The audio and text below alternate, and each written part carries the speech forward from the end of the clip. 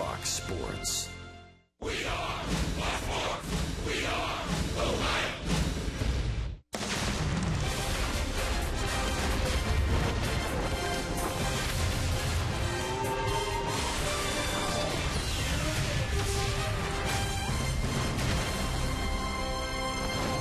It is a sun-splashed Wednesday afternoon in San Diego, and we welcome you to Petco Park. It's the final game of this series and the conclusion of the Reds' 10-game road trip with a win today, 7 victories over the three-city 10-game swing. And hi again, everybody, alongside Chris Welsh. I'm Tom Brenneman. Great to have you with us on this late Wednesday afternoon back on the home front. No Joey Votto in the series finale today, Chris.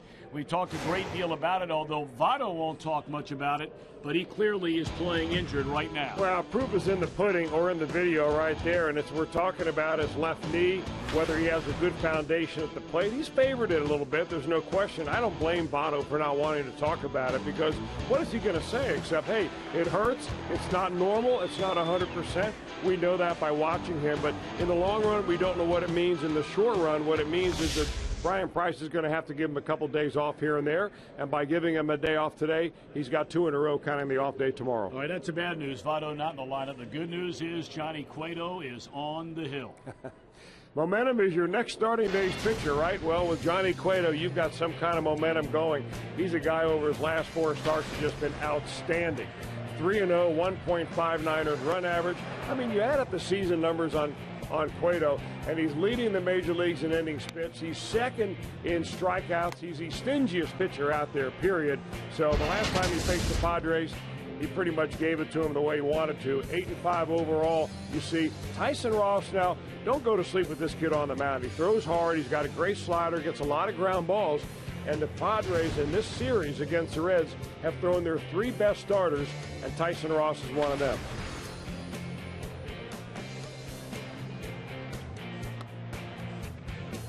So Ross will try and follow 2 excellent pitching performances by the Padres, who have really slowed the Reds down after the 4-game sweep in San Francisco. The Reds trying to get out of here with 1 win before they collide with the front-running Milwaukee Brewers starting on Friday night at Great American Ballpark. Todd Frazier, he's doing it in every way you can do it. Jim Day has that story when we return on Fox Sports Ohio.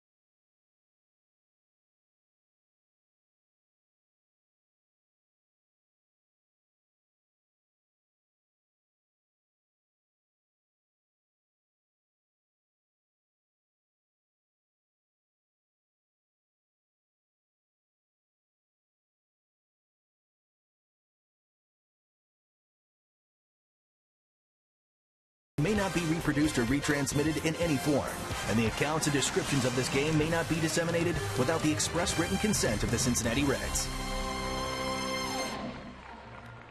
Sunny afternoon in San Diego. Not much of a shocker. Reds closing out a 10-game road trip. Final of 3, Reds and Padres coming up on Fox Sports Ohio. I'm Jim Day. Todd Frazier's having an all-star-like third baseman, and he's playing an all-around game. Brian Price preached in spring training that this team will be more aggressive on the base pass, and that is exactly what you have seen. He even pointed out Todd Frazier's a guy that stole bases in the minor leagues, and there's no reason that he cannot steal up here. He's done a lot of sneak attacks on the base pass. 13 steals this season from a guy that isn't known as a speed burner. Not a slow guy, but not in that speed burner category. He's been very smart when he has gone, and he's in elite company. 3 of a kind, actually. National League players with at least a .500 slugging percentage and more than 10 stolen bases. Only Carlos Gomez, Andrew McCutchen, and Todd Frazier are in that category. Only 3 in Major League Baseball that can say that, and they're all in the National League Central. Frazier's got to put the big boy pants on today. He's in the 3rd spot in the order. The Reds got out the broom in San Francisco. They're hoping to put the Padres brooms away. They can come home with a 7-3 road trip.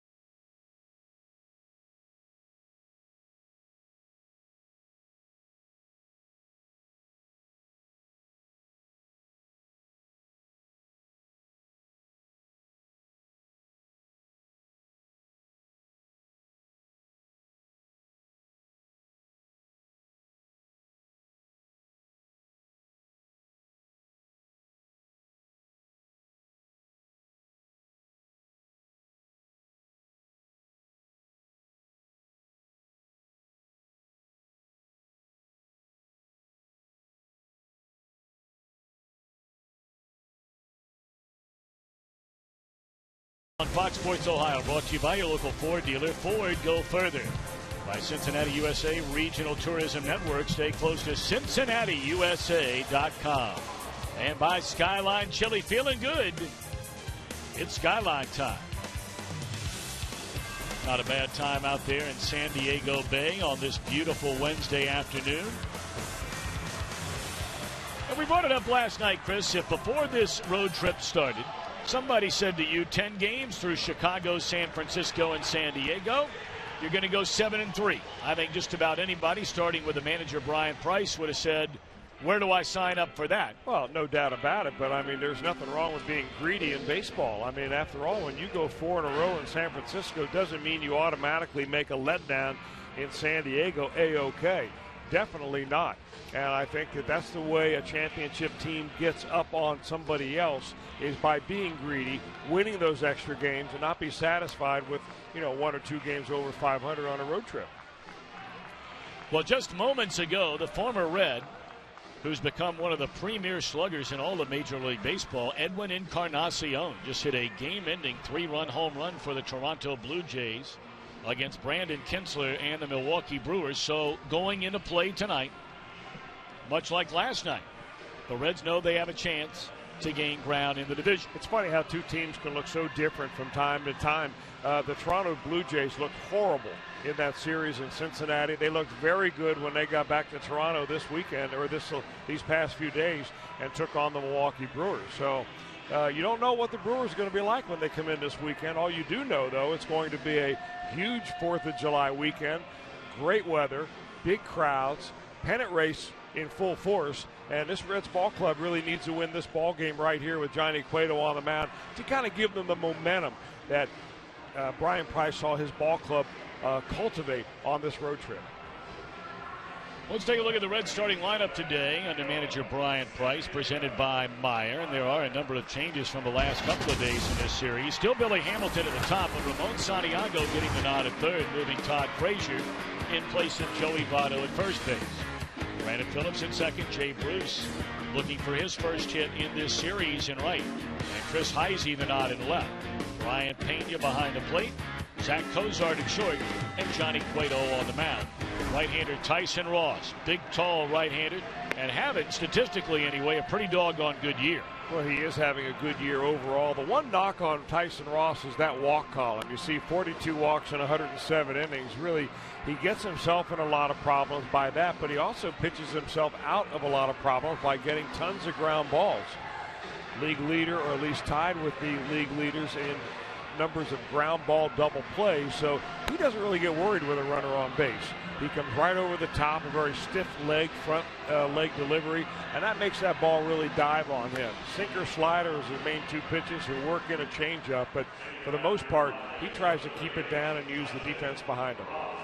Now, his only start against the Reds came back on May the 15th. It was a very, very frustrating game for the Reds. They lost the game eventually 6-1, but look at the walks in that game by Ross. Well, they gave him a lot of opportunities, Ross did. He went 7 innings, though, 3 hits, so you can see that he throttled the offense, and that's a typical game for Tyson Ross. I mean, you don't rack up the kind of walks he's had all year long unless you have games like that, but his stuff is good enough to sometimes get him out of those hairy situations where he builds his own trouble.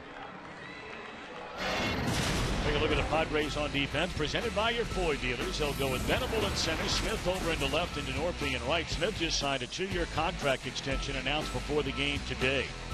Headley, Amarista, Falu, and Medical on the infield. Ross and Rene Rivera, the batter.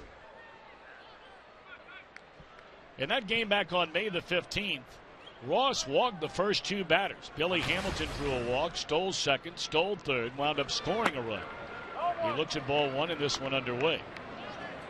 Ross would then walk the next batter in the inning, but he got to work quickly thereafter. Phillips knocked in a run on a ground out. He struck out Joey Votto, walked a 3rd batter in the inning. But the starter behind Frazier that day was Roger Bernardina. He left 2 on with a ground out, and Ross would only walk 2 over the next 6 innings on the mound.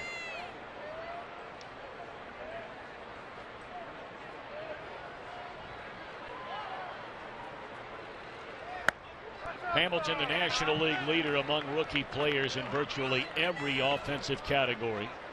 And that doesn't even mention his Gold Glove caliber defense so far this year in center field. He is really having a nice season. Took a little off there and a wrinkle in it. 2-2 on Billy Hamilton. It's one of the big differences really for Billy is that early in the year you get a couple of strikes on him and he's chasing every curveball that you throw up there.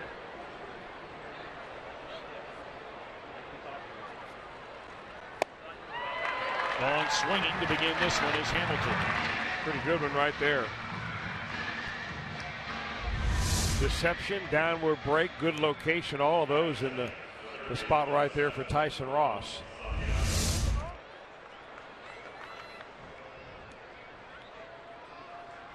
The Reds have struck out 20 times in 2 games and 1 batter so far in this series against San Diego pitching. Ramon Santiago looks at a ball. 2-12 batter with 1 double, 1 run batted in.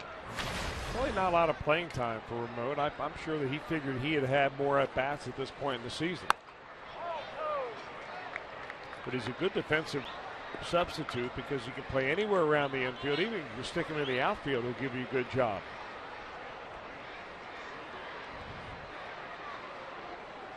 Well, we've talked about it so many times. What a pleasant young man he is. Now he puts a charge into this one, but this big ballpark, as we've talked about the last couple of days. A little surprise, Santiago on 2-0. First good pitch he saw in the at-bat, but it's out number 2, and here comes Todd Frazier with none on.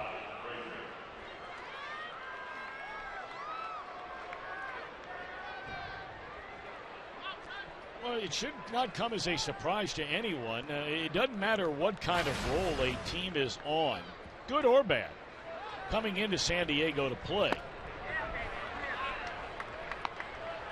Because the Padres in this ballpark, they're only one game under 500, despite the fact that they're 10 under overall on the year. Now, they don't hit much in this ballpark. They don't hit much in any ballpark. But you can rest assured when you come in here, you will see good pitching. Their team ERA at Petco Park is 2.7. That's everybody. Can you imagine putting the Reds starting rotation in this ballpark?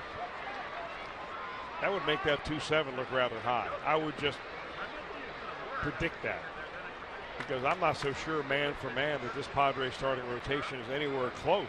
You tell me which guys in this rotation break into the Reds rotation. That's one way of looking at it. But this ballpark can make you an awfully good pitcher and give you a lot of confidence. Johnny Cueto will try and answer the 1-2-3 inning of Tyson Ross when we return.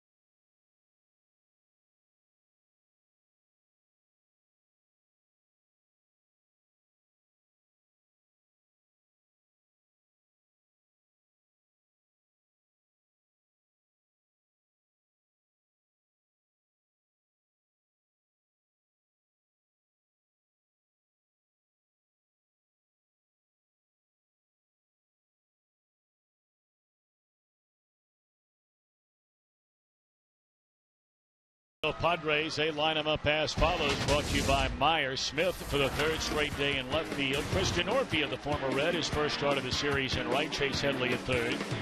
Menica, the first baseman. Will Venable in center. And Rene Rivera behind the plate. A ladder third of Amarista, Falu, and Ross against the main man in this Reds rotation, and arguably the best pitcher so far this year in all of baseball, Johnny Cueto. Well, every number up on that panel is terrific, except for that win-loss record. That's the one thing he really doesn't have a lot of control over. In the air, and one pitch and one out will take care of Seth Smith. Reds behind him on defense. We talked about some of the changes. Izzy's first start in this series, likewise for Santiago. And the same holds true for his battery mate, Brian Pena.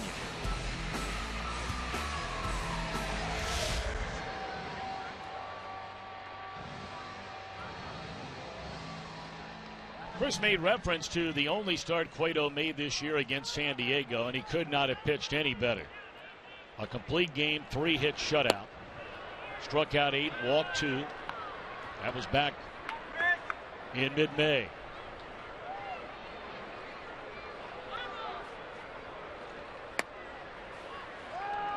1-1 on Chris Norfield. 250 batter with a home run and 15 runs batted in. Norfield has certainly found a home after bouncing around a little bit to begin his major league career. Drops that one into right field for a 1-out single. We were on very late last night back on the home front. Padres had a season high 16 hits, scoring 8 runs. Well, you know, in the time that Chris Norfield was with the Reds, he really didn't get a lot of playing time. A lot of people had pegged him as a 4A player. That is a player that is between AAA and the major leagues. But the more you see him play, the more you realize that he does a lot of those little things that really helps the team win. He runs the bases well. He puts a ball in play. He usually hits a cutoff man. He does all those things that you want out of a 4th or a 5th outfielder. I'm not so sure he's got the talent to be an everyday player as far as a guy who's going to put up big numbers in the major leagues, but a really good complementary player has etched himself out a very fine major league career. Chase Headley not happy with that strike 2 call. He's quickly behind 0-2.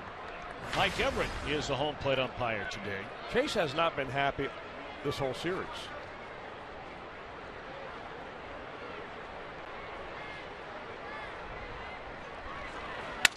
Broken back clear. He's happy now. I mean, that one just surged into center field, broke his bat. Norfield on to second base, and the Padres have come out of the gate swinging against Johnny Cueto. You get an opposite field single to right field, then you get a saw job right there that breaks the bat right in on the trademark.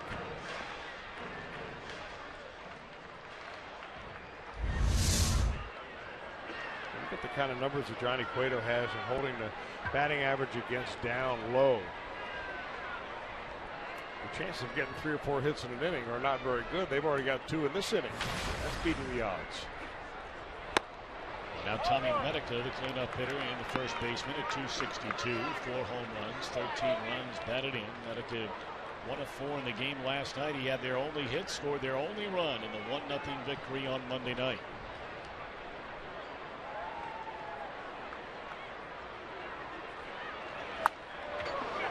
Excuse me, swing out of play, and it's 1-1 to Medica. Take a look at that. In the month of June, the lowest batting average for any month in the history of Major League Baseball. And then they hit over 400 in one game last night. 16 hits. 2-1 on Medica.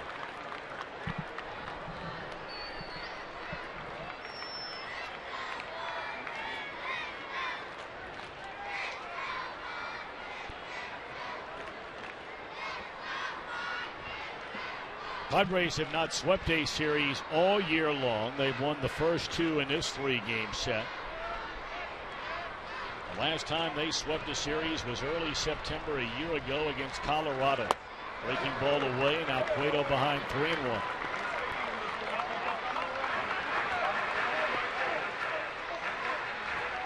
The last time the Padres swept the Reds here in San Diego, you have to go back to May of 2009. Brian Pena saying, hang on a minute.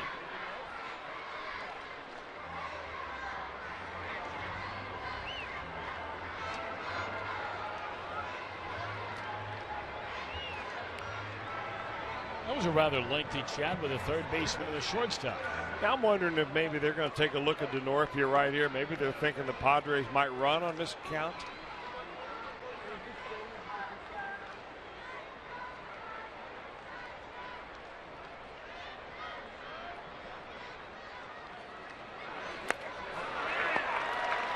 Padres have him loaded with 1 out in the inning.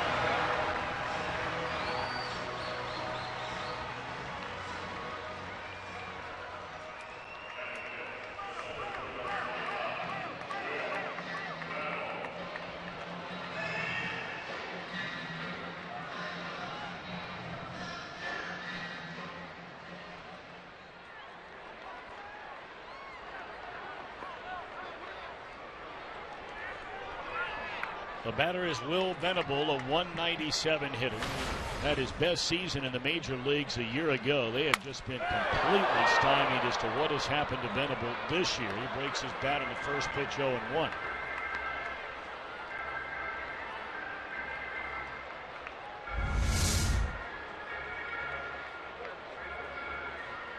Not just broken, but sliced it right down the middle. Got a barbecue spatula left.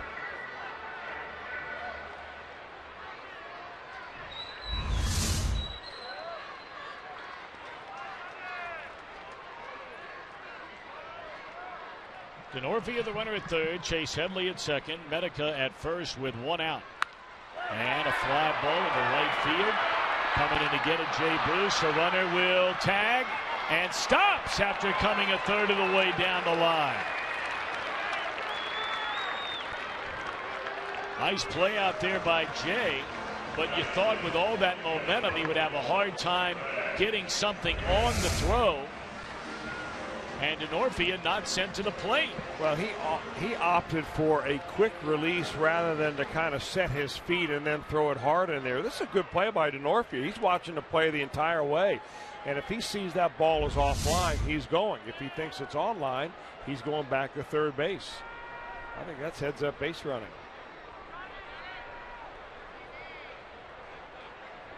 So 2 away, and now Rene Rivera. 220 batter, 5 home runs, 17 knocked in, and a first pitch fastball is in there, a strike.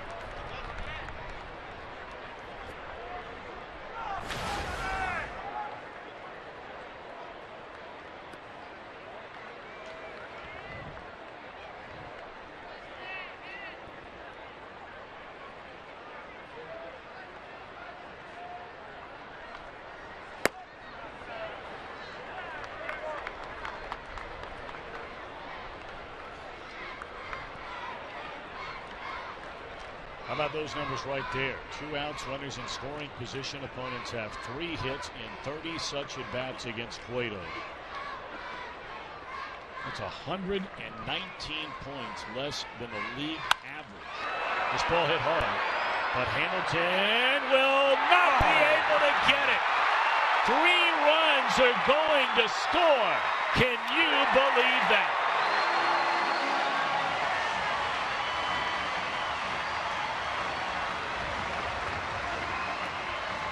Hamilton came from forever away. You look at where Jay Bruce is standing right now. That's where Hamilton dove for the ball. Well, the ball's a little flare that he kind of hits off the inside of the handle right there, and it barely got into the right center field gap. And it just was dying on Hamilton. It looks like he's going to get it, and it just got him on the heel of the glove and bounced right out. Boy. An inch difference in where that hits the glove, and Reds are in the dugout right now.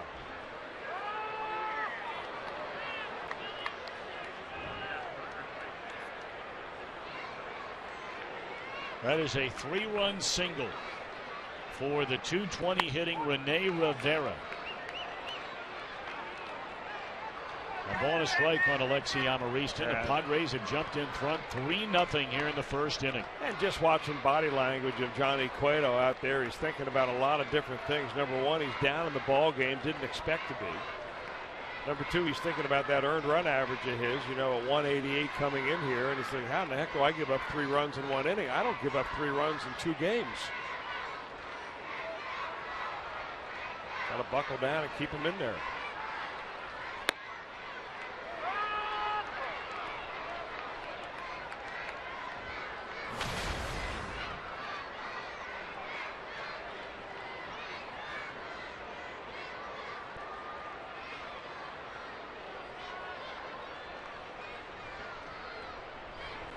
One and 2 the count. And a swing and a foul ball back by Alexi Amarista. Cueto retired the first batter of this game on the first pitch of this game.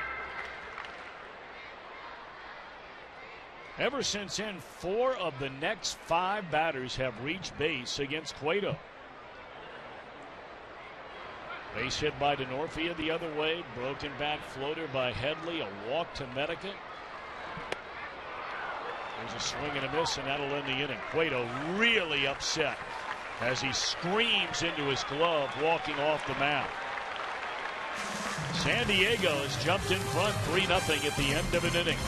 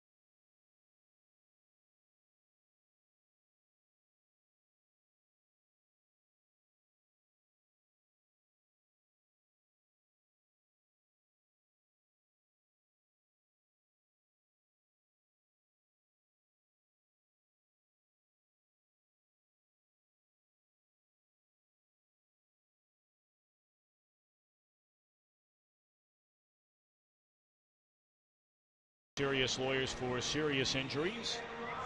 Call 1-800-ELK-OHIO. You look at the lowest earned run averages around Major League Baseball going back over the last 2.5, 3 weeks. And by far, it belongs to the San Diego Padres.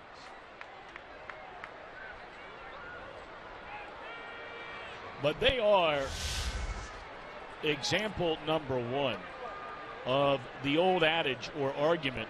If you hear somebody say, pitching is everything, it's just simply not true.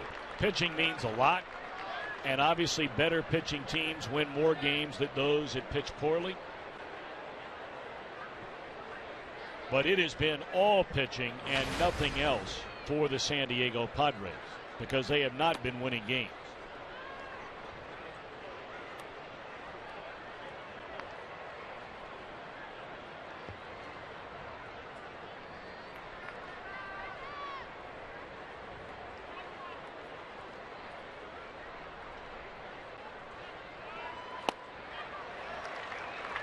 But of course they have looked very, very good in this series. They only needed 1 run on 1 hit to win the opener 1-0. And then they got plenty of offense. Those 8 runs and 16 hits last night, and now a 3-0 lead. As we begin the second inning here in the final game of this series. And a tapper back to the mound, and Tyson Ross has retired the first 4 Reds to face him in the game.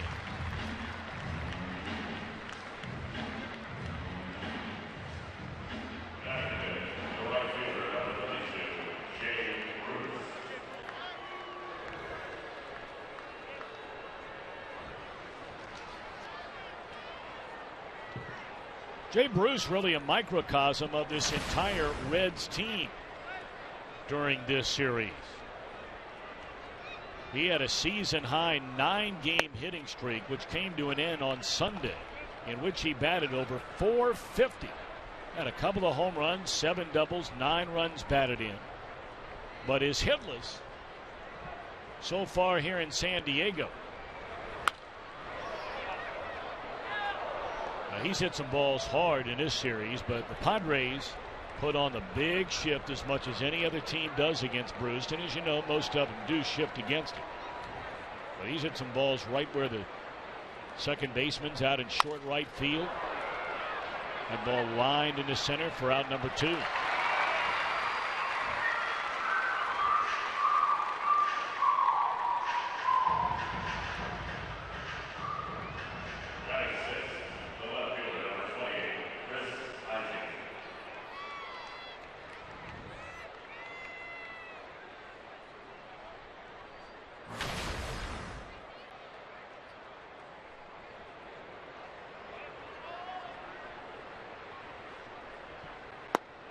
Chris Heisey looks at ball one away. A .215 batter, couple of home runs, 10 runs batted in.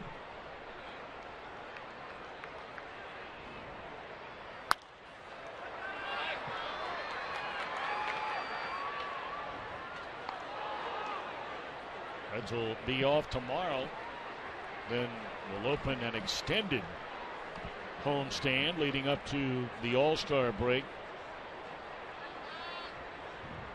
That'll be a 5-game series in 4 days against the Chicago Cubs. They have to make up that game that was rained out when the Cubs were in town. You may remember back at the end of April. So it'll start with a 3-gamer against Milwaukee on Friday night. Play Monday night against the Cubs, a day-night doubleheader Tuesday, night game Wednesday, day game Thursday, then the Pirates in for 3, the final 3 games before the All-Star break. 2-2 on Heisey. That's a big homestand, man, because the Pirates are playing well along with the Reds and the Brewers.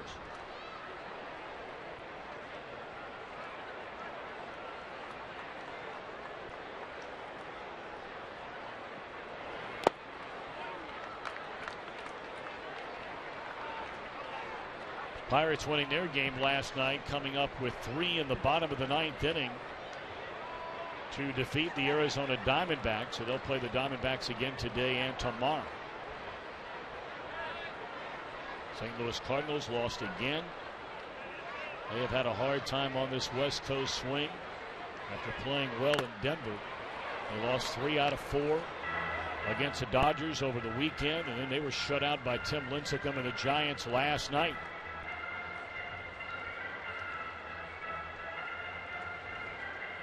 Umpire giving Rene Rivera a chance to regroup after this. Man, right on the knee. That's got to hurt, doesn't it? Oh, I've never had to strap the catcher's gear on and take one off the knee, but the way they're giving him a little bit of time, that is Mike Everett, the home plate umpire, that he's been hit on the knee, I'm sure. That's a little fraternity right there between catchers and umpires. Fraternity of pain.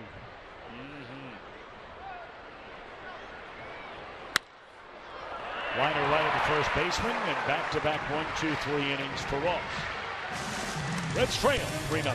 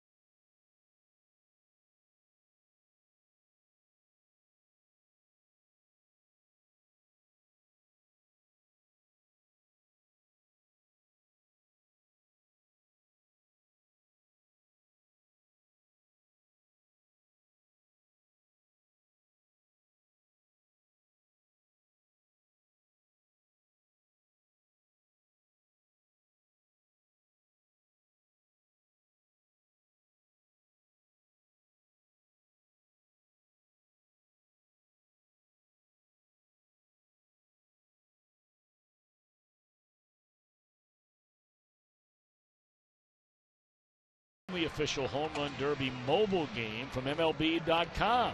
Download today for free on the Apple App Store and Google Play. Check it out.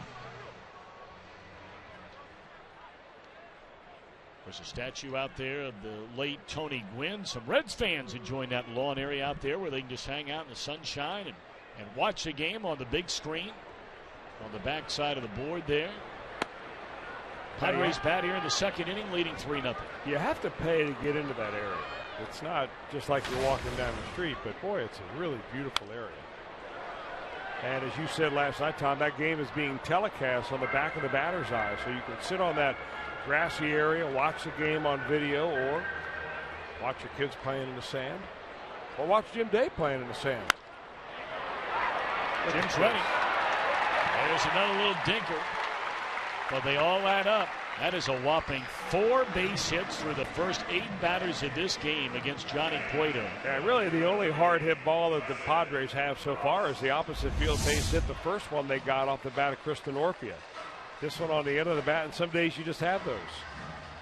And Cueto's been around long enough, and he's a good enough pitcher to realize you don't go out and try to do anything different just because they're hitting it on the end of the bat or in on the handle. You just stay with your good stuff, and it'll all even out. Bunted into the air, but foul. Strike one to the pitcher, Ross.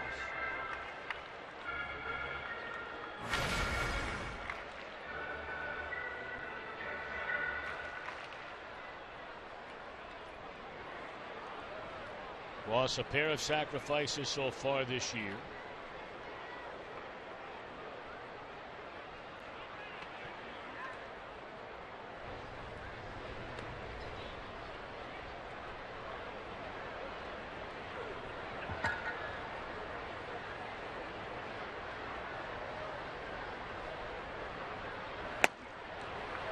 Pulls the bat away, and that's strike 2. And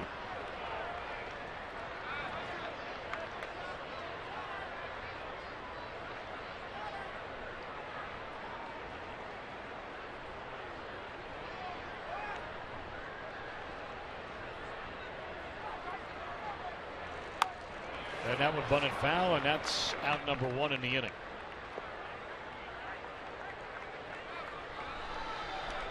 Well, we invite you to tweet your photo using hashtag #OhioFanPhoto to have a chance shown during an upcoming telecast, and it's brought to you by AT&T. We'll have our fan photo of the game coming up a little bit later on.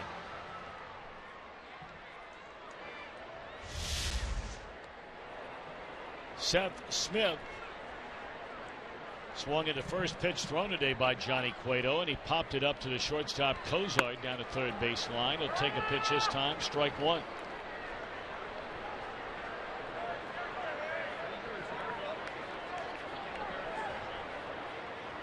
Smith has been without debate the best Padres player they've had so far this year. And some might say, well, you look up and down at the batting averages, and what's that saying? Well, it doesn't matter what compared to everybody else is. Smith has been a very good player for this team, and this is his first season with this team. They acquired him from the Oakland Athletics for a talented right-hander reliever, Luke Gregerson. Smith, the guy who put together some rock-solid years, mainly in part-time play with Colorado. And years of 284, 293. Home run years of 17, 15, 15, 14. And many wondered if some of that pop wasn't a direct correlation to playing at mile-high altitude. But when he went to the Oakland Athletics, again in a little more than part-time playing, at 14 home runs and knocked in over 50 for the 8. And he was going on strikes 2 out in the inning.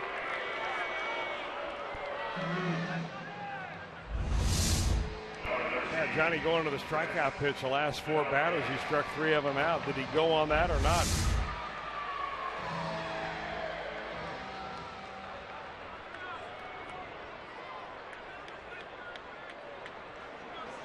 DeNorfia started the 3-run rally with a 1-out single in the first inning against Cueto. He would score along with Headley and Medica on the 3-run single by Rene Rivera.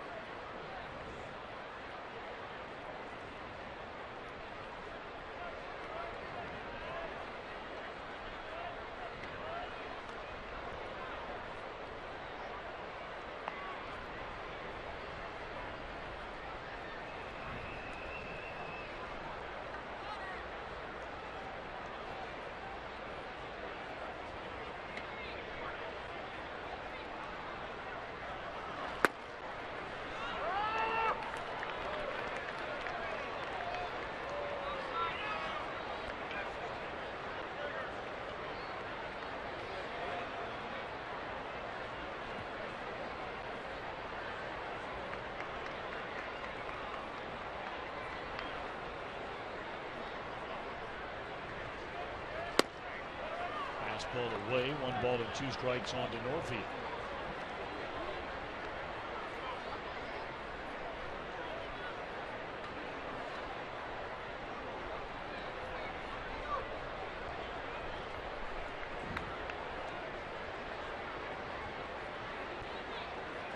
And 2 on to Norfield. Runner at first, 2 outs, and a breaking ball rolled over foul. 3 runs, 4 hits for San Diego. No runs and no hits for the Reds. We're in the bottom of the 2nd inning. Toronto got a 3-run home run, a walk-off home run from Edwin. Edwin Encarnacion.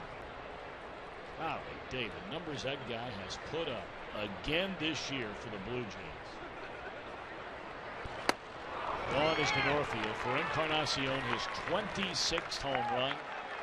He has 69 batted in.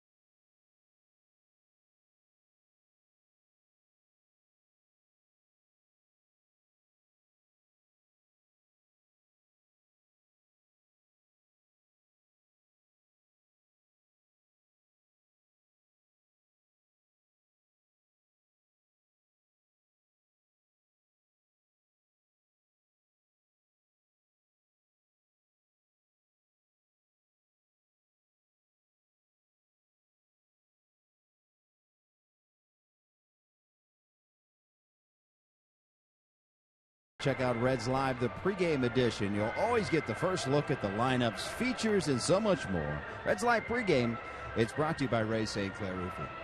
I'm Jim Day. So what does a starting pitcher do the morning after giving up only 1 hit? Well, in Matt Latos' case, he enjoys going fishing. The Fort Lauderdale native has fishing in his background. Check this out. He went up to Lake Murray with some buddies that he was with here in San Diego, or made friends with here in San Diego, and check out the bass he caught. 8 pounds 1 ounce. And to say that he's proud about that would be an understatement. The life of a starting pitcher in the major leagues with 4 days off between starts. I will say this, though, for Matt Latos. You know, our hotel is connected to this ballpark, as we talked about a couple of days ago. So on getaway day, I was here very early today. And he was all, getting all his road work in out here today, running, a lot of stretching, some long tossing. So maybe after a little fishing, he figured, I probably ought to get out there and get a little work in. He'll be on the mound over the weekend against the Milwaukee Brewers. I mean, that's something you would do, Chris, get out there and then start, do a little fishing. Only if the golf courses were closed. Although out here, you're right. There's some good fishing out here. Both freshwater fishing and off the coast. It's important, though, for guys to get away. I mean, if you spend every day at the ballpark and the only thing you're thinking about is your performance or your slider or doing this and doing that, you never get a mental break. You have to go out there, relax, and have fun, and keep in mind that it's a game and that you're competing in this game. And if you let all the other stuff overwhelm you, it's hard to relax. Line into center field, caught by Venable. Well, the Reds have hit some balls hard in this game. And nothing to show for it so far. It's good play by Venable. Ditto that really for the entire series. Padre outfielders have been on the run just about every inning out there, and they have flagged down a lot of balls that have been tattooed.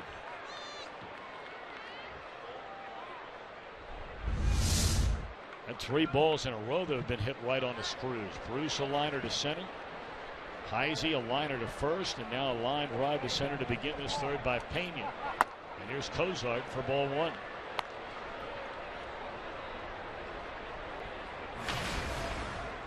Pretty impressive series from the Detroit Tigers.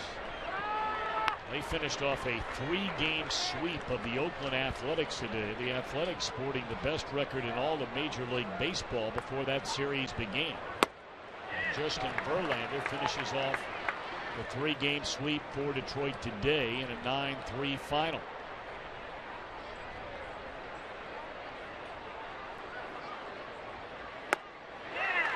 Cozart gone swinging. And the Reds 8 up, 8 down against Tyson Ross. Coming up later on, we'll have our Miller Time moment brought to you by Miller Lite. Be nice to have a Miller Time moment in this series. It has something to do with the Reds getting a win.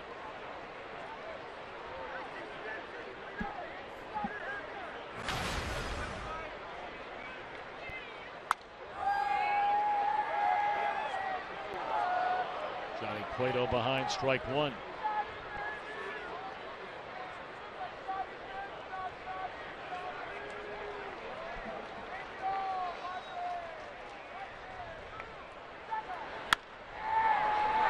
Short right field. They hadn't played that way.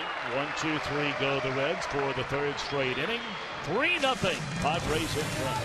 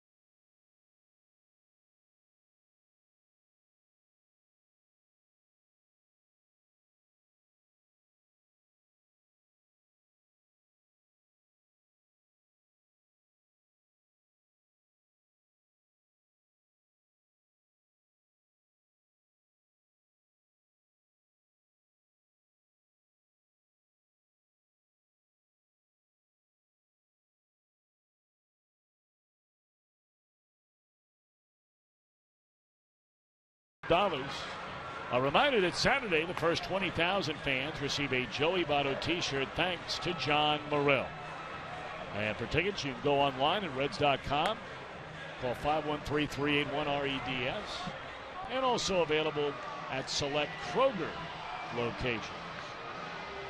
Waiting for Jim Day to get out there in that sandbox as he has promised already, sporting a, told us he'd be wearing what, Chris, a bathing suit, a t-shirt, a pair of flip-flops, and a sport coat, because you have to have a sport coat to get on the team playing at the end of the game. All right, well, we're waiting. I imagine you'll have some sunscreen on today. Maybe one of those little plastic things that attach to your sunglasses, go over your nose. Well, you can tell as you look out there, they did a lot of they tried to do a lot of pre-sale tickets out there. Advertising that Jim Day from Fox Sports Ohio would be out that way, as there's a fly ball on the right. And Jay Bruce makes a catch. And I think a lot of people were worried, that old line about Yogi Berra in the restaurant. It's such a great restaurant, nobody ever goes there. And maybe all the buildup, everybody figuring it's going to be sold out. But where is everybody? Well, can't tell you that. They're missing a nice day at the ballpark, those who are not there.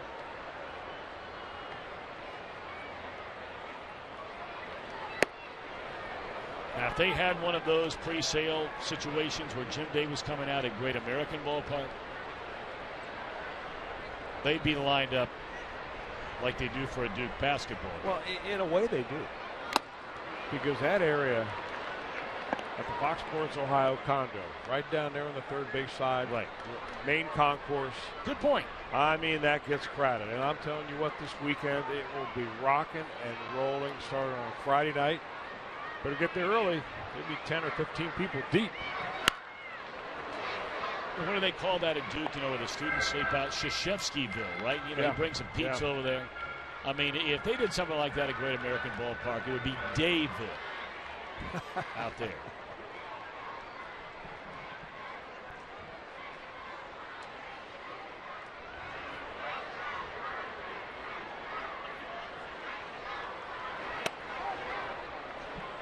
One and two to Medica. Jim Day, I know you're down there beyond the Reds dugout.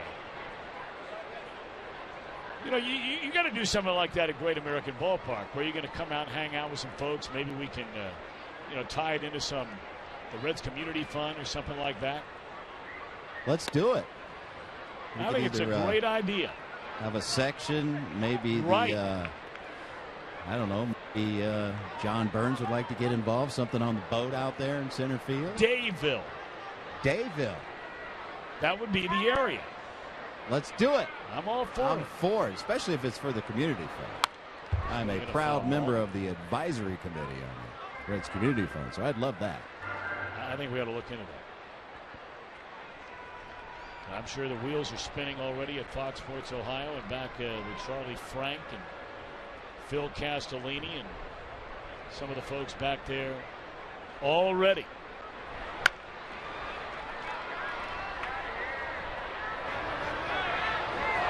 Now Frazier nearly tumbling into the Padres dugout. That's a big league move by one of the Padres down there to prevent him from indeed flipping completely over that railing. I'm going to see who that was. It started with a C. That might have been Andrew Cashner. Nope, Conrad.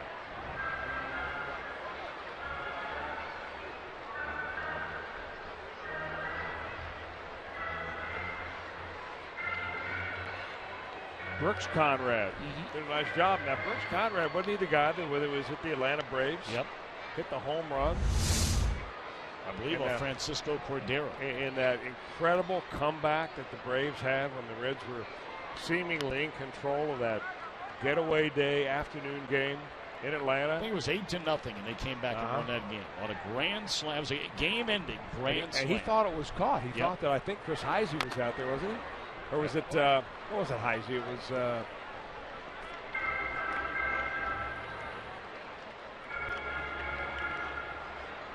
I'll think of him in a minute. But he thought that he had caught the ball, and he turned around and started to go back to the Atlanta Braves dugout. End of game. Only to find out that the ball went off his glove and went over the wall for a home run.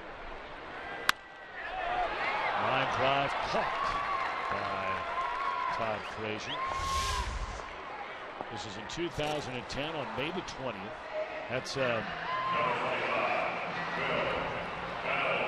am I drawing a blank? Lance Nix. A 7-run bottom of the ninth inning.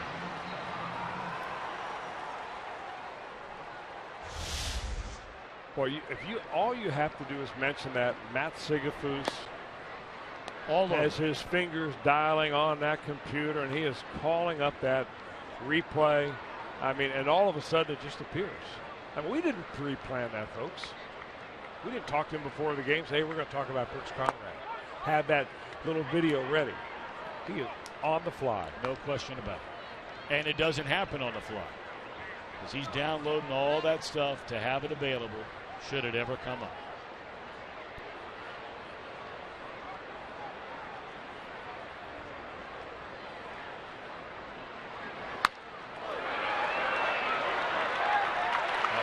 Popped into short right field. A base hit by Venable.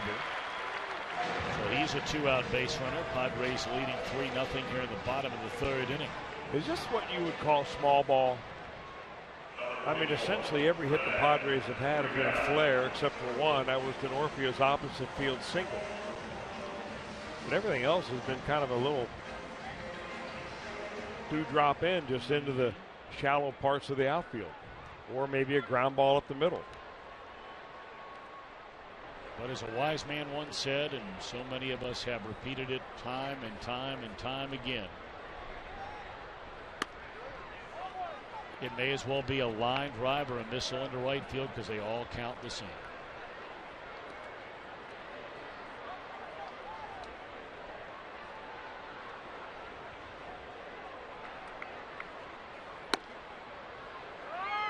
And if Johnny Cueto were to go on and win 200 major league games in his career, who knows?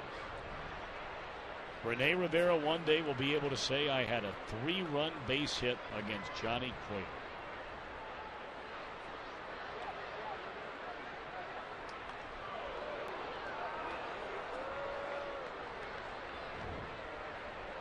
Now Venable can really run. He's not been getting on base much this year.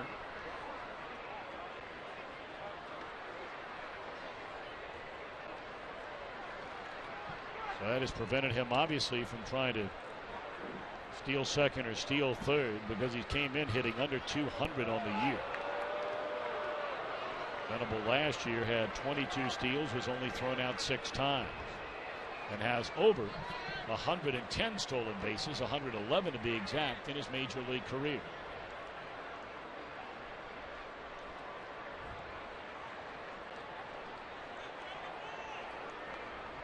Rivera hit that sinking liner into right center field with 2 outs and the bases loaded in the 1st inning.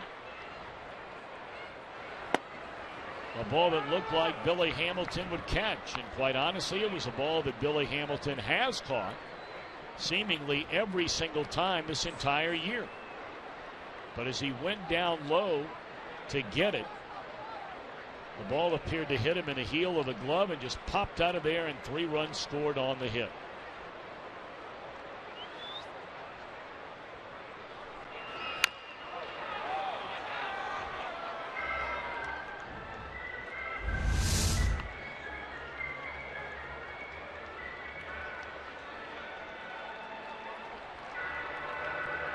That close to a scoreless game.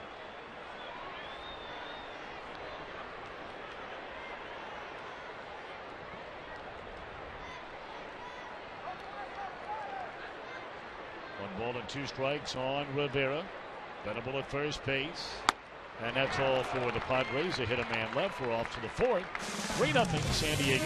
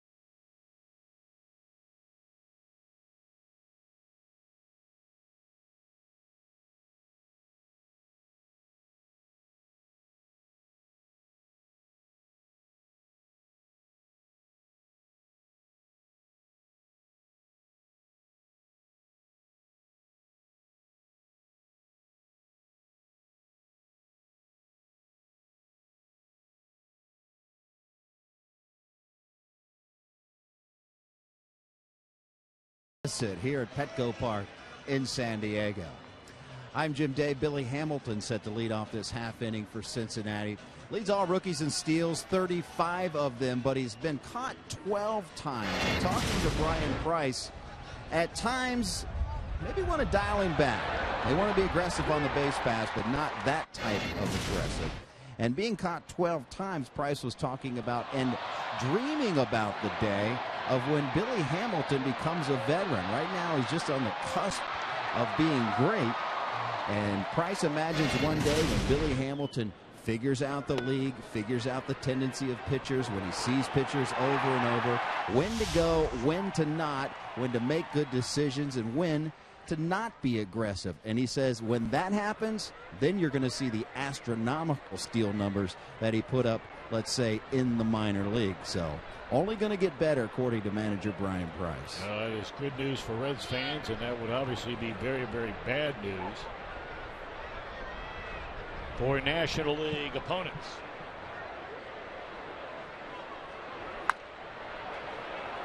Oh, and 2 on Billy Hamilton. Struck out swinging his first time up.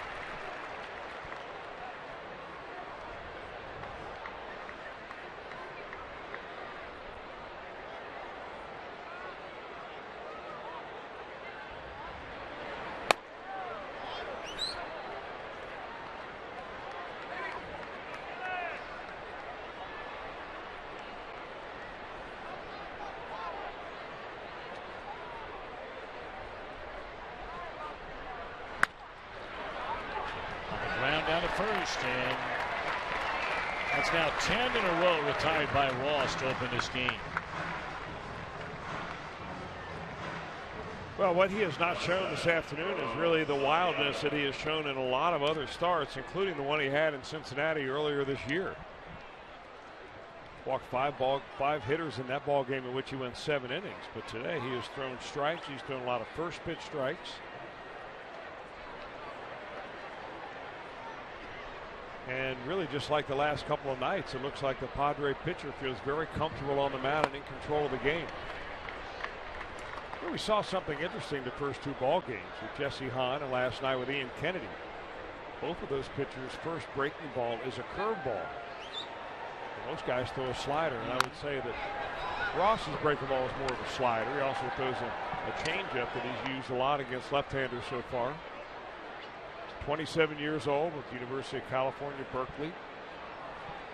Drafted by the Oakland A's in 2008, second round. And he didn't really show much at all with the A's, and that's why probably they got rid of him.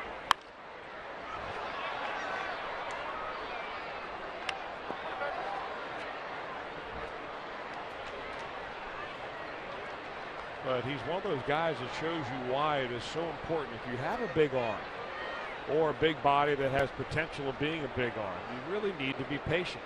He was 2 wins, 11 losses in 2012. And in 2013 made his major league debut with the Padres. And he was 3-8, not so great. Last year, 3-8. But his earned run average was a lot better than what that 3-8 record would show. It was right around 3.1. This year, the earned run average is about the same, but he's doubled the number of wins. And he is on a roll right now. Now tipped into the mitt of Liddell.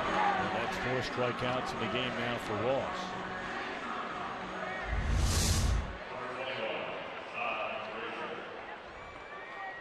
Now that might be a slider, but it's a big over-the-hand, over-top-breaking slider, and he gets strike 3. Now, Brian Price is out talking to the home plate umpire, Mike Everett. I'm not sure what it's about, except that Santiago must have felt that that ball hit the ground, perhaps.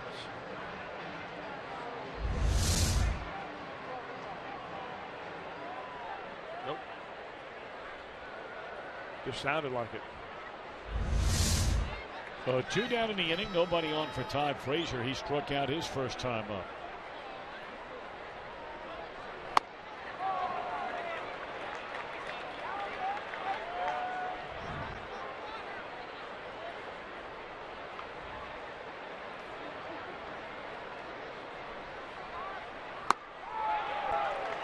Reds keep chasing that high fastball at 95, 96 miles per hour. It is very tough to catch up with that. And Ross now a strike away from his 5th punch out of the afternoon. And this time Frazier lays off that pitch a little too tall.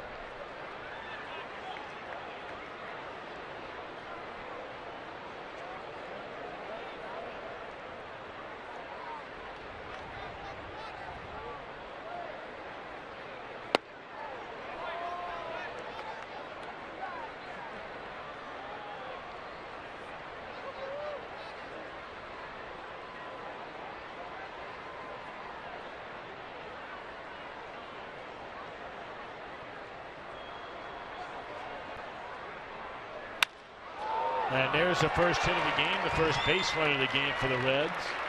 Perhaps only fitting it would be their best offensive player throughout this entire year, and that's Todd Frazier. Todd finally got a fastball down low enough that he could handle. He chased 2 previous ones that were up out of the zone, and he puts a good level swing on that and gets a solid base hit.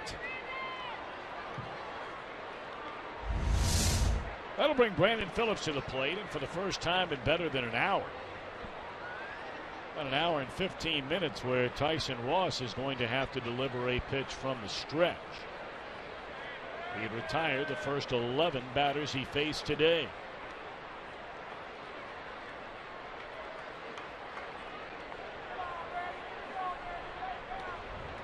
He must have been watching that game last night when Todd Frazier took off and had an easy stolen base off of Ian Kennedy by having a really small lead. So small that you don't even concern yourself with throwing over.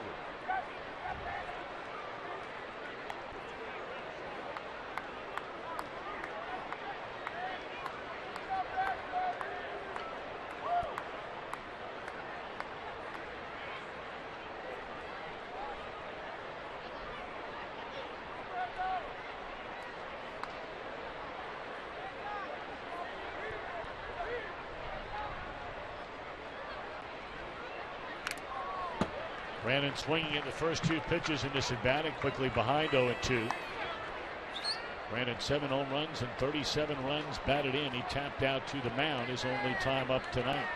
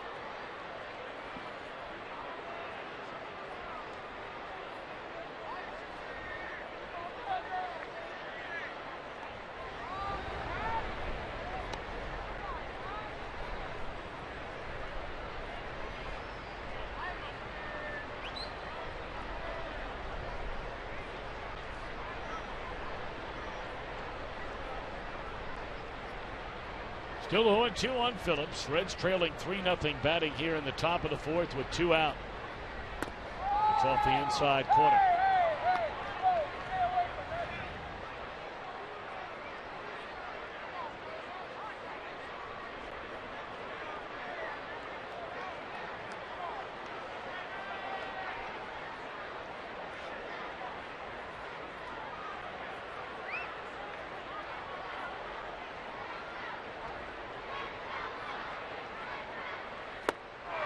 And that's all for the Reds in the inning. 5 strikeouts for Ross.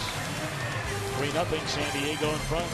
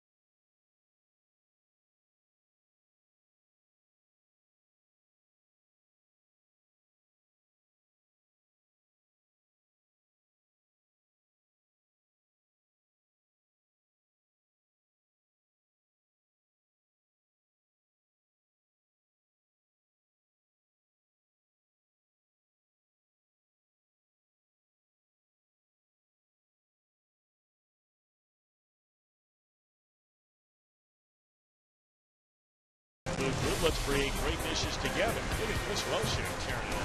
For Toyota, for over 30 Toyota offers, visit buyatoyota.com and buy B-Dubs. Kick off your afternoon at B-Dubs with the best seats outside of Brazil this summer. Buffalo Wild Wings, Wings, Beer, Sports. Well, Chris, you took that one all the way in. It was nicely done. Only in my dreams, Tom. You mean that's not you? Hey, Chris! No. Chris! You're going the wrong way. First pitch swinging is Amarista. San Diego in front 3-0, batting here in the last of the fourth inning, and it's one pitch and one out. Latter third. Johnny needs a quick, easy inning. You know, when you size this ball game up ahead of time, just on some things that may not even be baseball related, like what do teams do during the day? How do they play on Wednesdays? Everything really favors the Reds. The Reds on day games, believe it or not, are 20 wins and only 10 losses. So they really know how to play during those day games. The Padres are 12 and 15. On Wednesday, almost opposite records. The Reds are 9 and 3.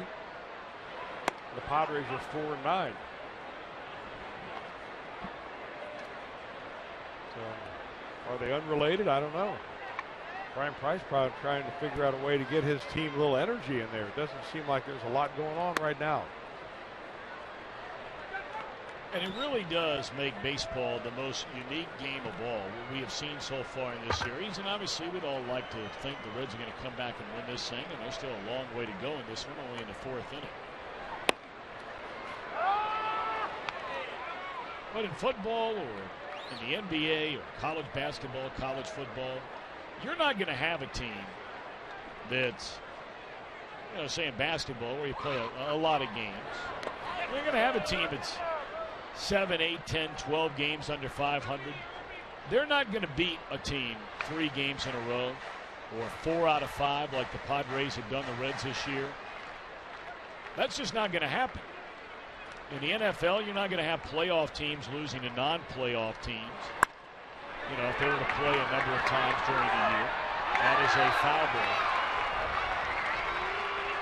Right on top of the call, the third base umpire, Bill Miller. But in baseball, you just don't know.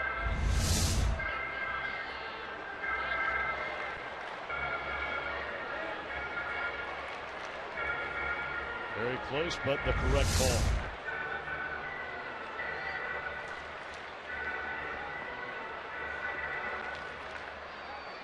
A few dates are left, very few, in July to get your group on board the Fan Express. Call Reds Group Sales at 513-765-7600. Great way to bring your group down to the ballpark.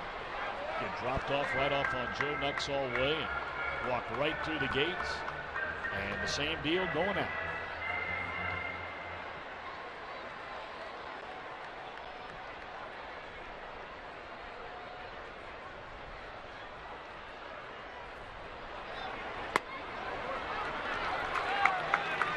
There is a walk to Irving Falou. Falou 2 for 20 as a batter this year. He draws a 1-out walk, and that'll bring the pitcher Ross to the plate, who failed in his attempt to advance the runners with a bunt his first time up. Getting back to that, right, it's not always who you play, but oftentimes when you play them in baseball. And that one popped up in a second failed chance by Ross trying to put down a bunt. 2 away in the inning, and the runner Falou stays at first base. That's why managers and many others that have followed baseball for a long time, I mean, even a lot of fans would feel the same way, that you cringe when you have people that talk about, well, hey, let's look at the schedule, and this team's coming in, and that team's coming in, and they're 10 games under, and they're 12 games under, and so, you're going to go in there and beat them.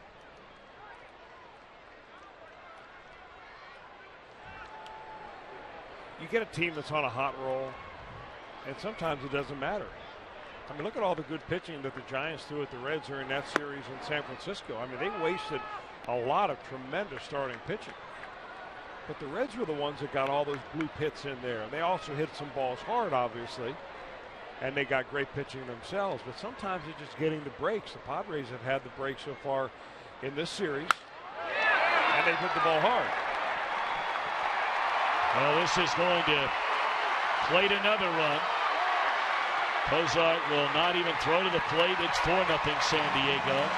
So the walk to the number 8 batter in the lineup comes back to bite Cueto. He scores all the way from first on the double by Seth Smith. Seth Smith is celebrating that 2-year extension that was just reported before the ball game today. What he has done for the Padres is so impressive that they wanted to keep him around a while.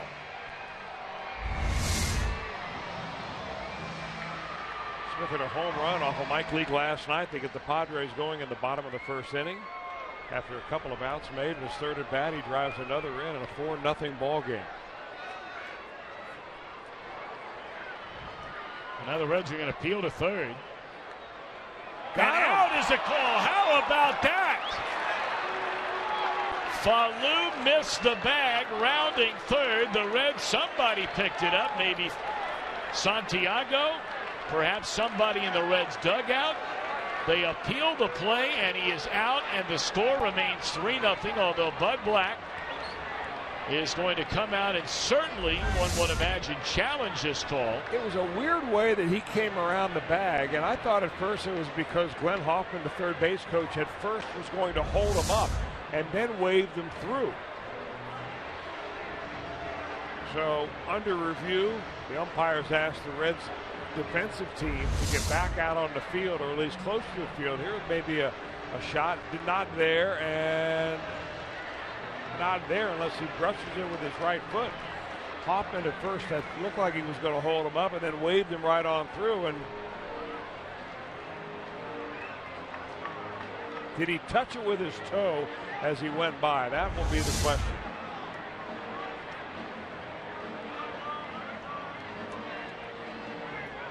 So we've gone to a 4-0 game, an appeal that sent it back to 3-0. And we've gone from what? The common pleas to the Circuit Court of Appeals. And in a moment, we will be visiting the Supreme Court as they're checking in with the justices right now.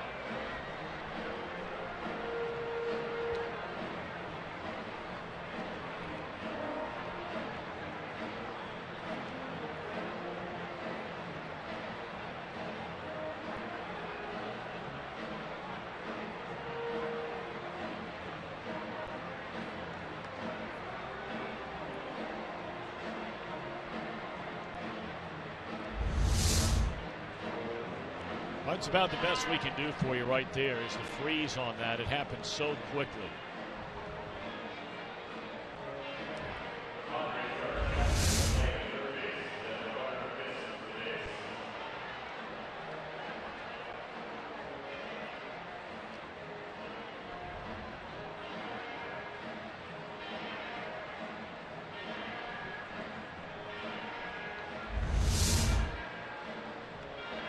Well, it's going to be a tough call unless they have some type of image enhancement in New York that we're not aware of. They'll run this back and forth and back and forth. And I don't know, maybe somebody at home with a bigger and better TV set. And out is a call. Saw it like they did in New York. So the run does not count. So the call stands. Well, good call by the Reds there. So it's a 3-0 game at the end of 4.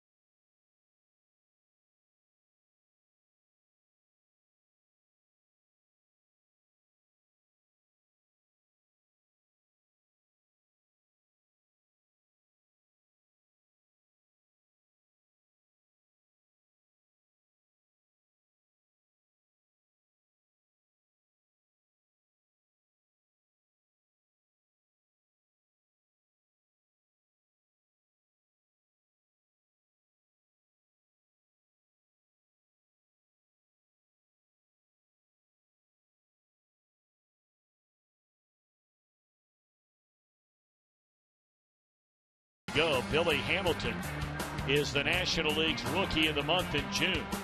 And look at those numbers for Hamilton.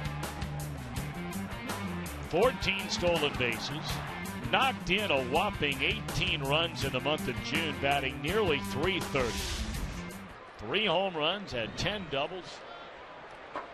He was something else. And the Reds are looking for more of the same from Billy Hamilton over these final 3 months of the year. They've got work to do today. Trailing 3-0. Padres got all 3 of their runs in the first inning. That ball stung by Jay Bruce, and another loud out for the Reds. Well, they have hit a number of balls right on the button, and only 1 hit to show for it through 4 1/3 innings.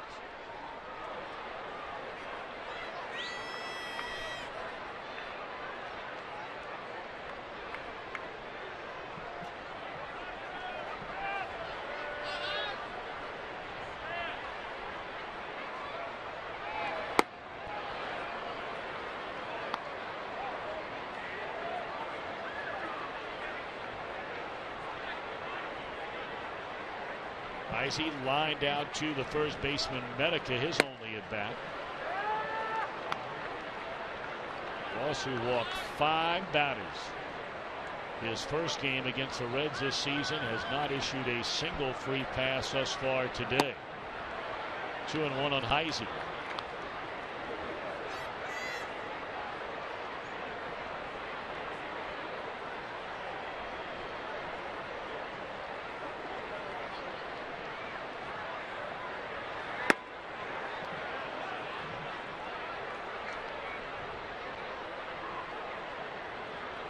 Hamilton in June, not only some of those numbers, he put together that 12-game hitting streak. That's the longest by a National League rookie this year.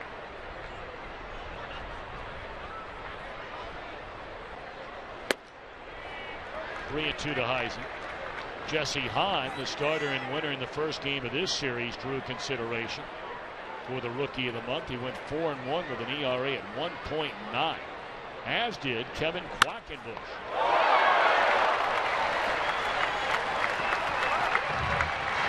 Nice play there by Ross. 2 away in the inning. Hit sharply by Heisey, but right back at him. Second time that Ross has fielded one, but that is the quick reaction time, the big 6'5" right-hander.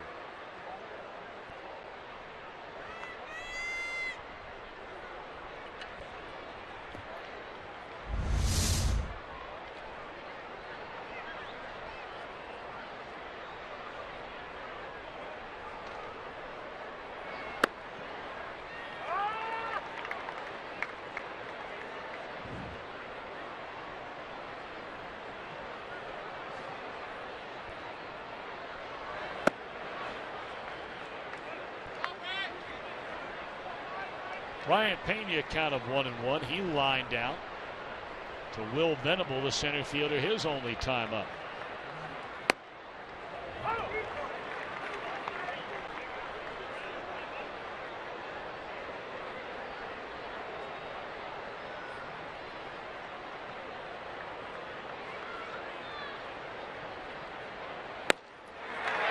It's all for the Reds in the inning. We played 4.5, 6 strikeouts for Ross, and he leads 3-0.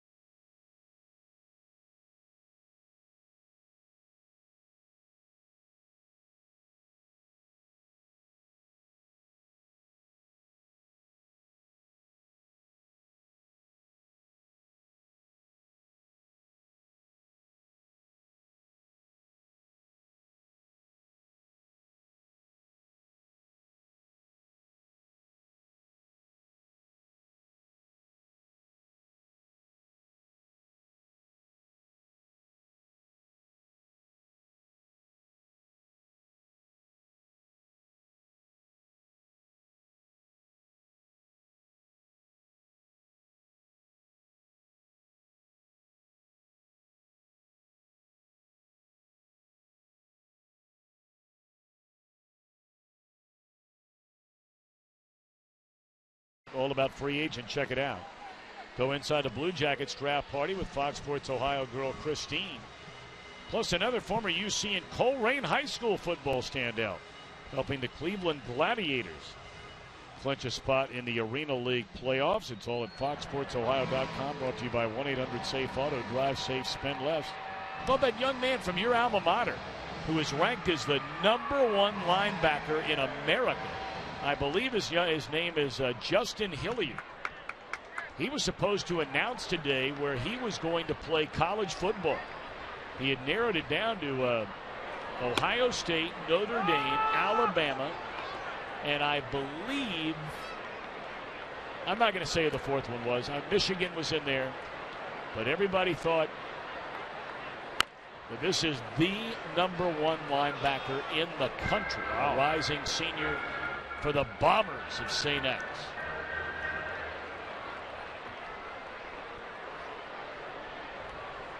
I'll have to check that out, see if he was supposed to announce it over at the school. Breaking ball away. I'm sure that FoxSportsOhio.com is all over that story back on the home front.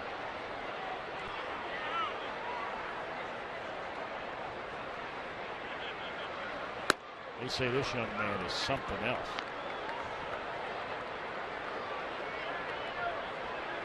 I'm getting some text in, Tom, that say that he is favored Ohio State. Yes, I just saw that.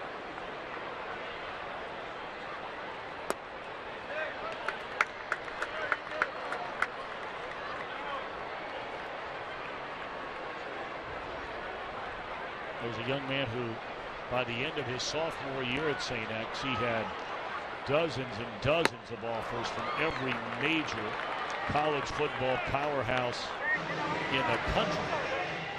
And they said Kerry Combs had a lot to do with that decision for Justin Hilliard. Of course, Kerry Combs, a former great high school football coach at Colerain, was an assistant at University of Cincinnati, and then joined Urban Meyer's staff in Columbus. And that is now becoming, after years and years and years, really a dark hole for Ohio State recruiting, the city of Cincinnati. All of a sudden, they've got that pipeline rolling.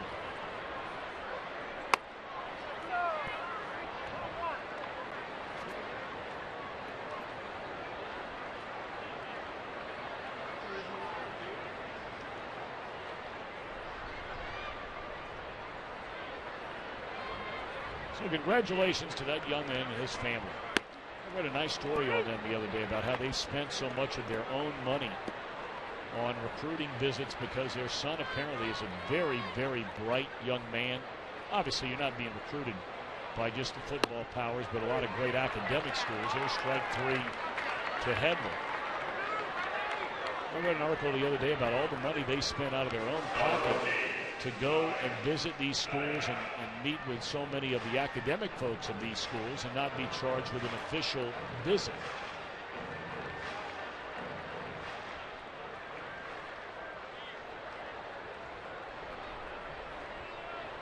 So Cueto back-to-back strikeouts here in the fifth inning. He has 7 now in the game.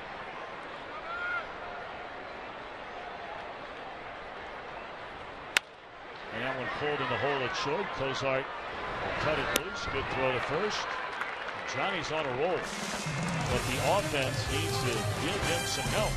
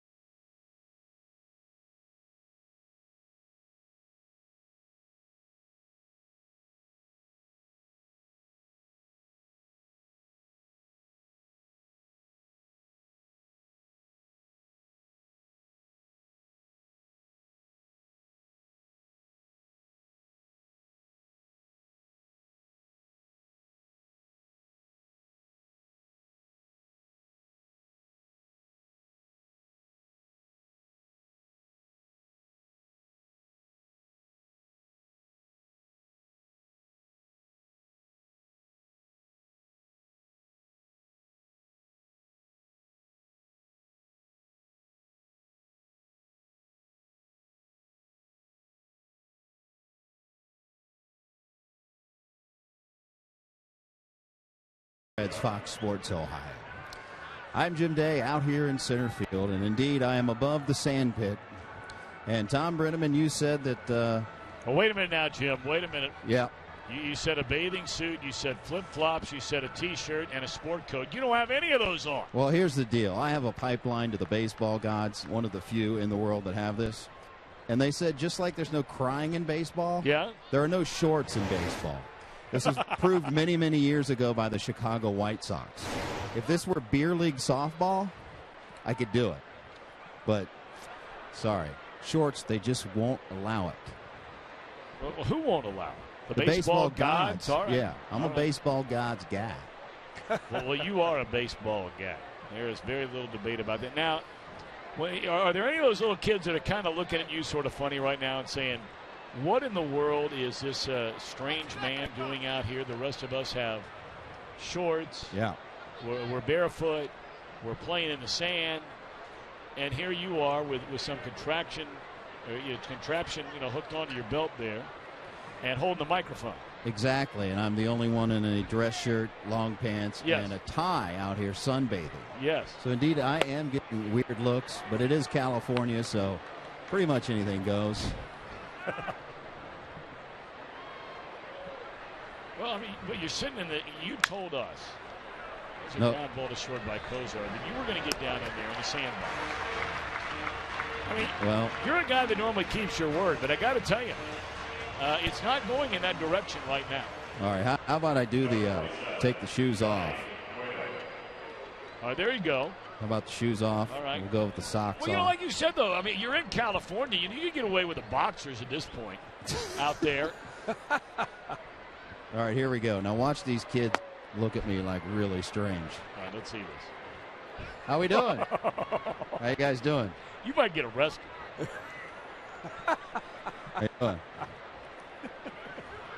This little cutie by the fence here is looking at me. It's very hot, in fact. Great view by the fence, though. How you doing? Well, she just threw sand on me.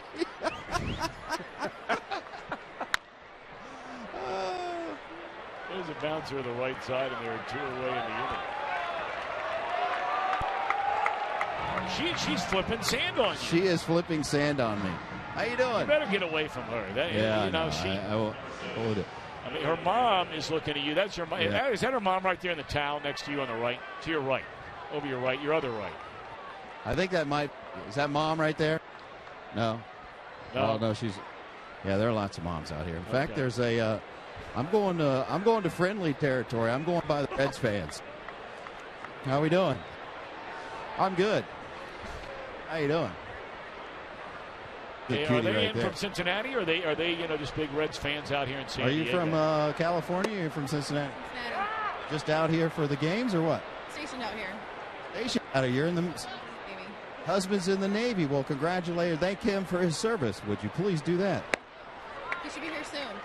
All right. Yeah, she's open real soon. She's open real soon, and when he shows up, boy. Yeah, he's getting off his surprise. Navy SEAL training over in Coronado, Jim. He'll be there in about 5 minutes. If I were you, I'd find those shoes and beat it. Might already be too late. It's a pretty good idea. I was hoping that the shoes coming off would be a rally sign for the Reds. Sort of like the rally hat, but it's not happening. Right.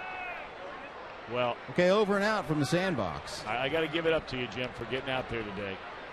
You got it. I mean, I'm very, very impressed. Well, what's that kid doing? He wants to get on really bad. How you doing, little man? Good. Yeah, he went. That kid just sitting there. Are you a little uncomfortable right now? The way he's just sort of sitting there staring at you right He wants to make sure that he tells me his grandfather was in the Navy. You tell your grandfather thanks for his service, and he's a hero. Oh, okay. 1-2 to Billy Hamilton, fouled out of play. What did he tell you there, Jim? Oh, he's just talking. He's boasting about his grandfather. Uncle was in the service as well. You know what? Got a future in broadcasting. Yeah, I can tell. Really does. I mean, he's right there. Now his sister wants to come over and see him. Shirt says really Reds Pride. On the little one here, it says Reds Pride, so this is good. Did you bring any candy with you? Brought no candy. Jim, if I'm you, I mean, we're only in the 6th inning. I might hang there for a while, but that's just me.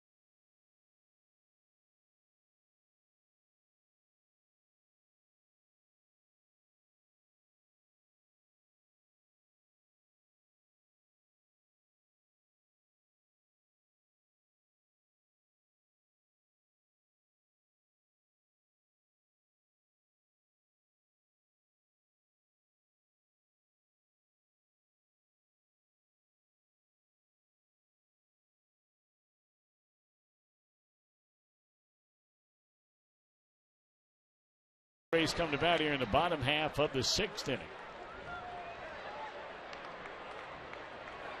Padres got all their runs in the first inning on a bases-loaded single, a sinking line drive with the bases juiced and 2 outs off the bat of Rene Rivera that went into and popped out of the heel of the glove belonging to Billy Hamilton.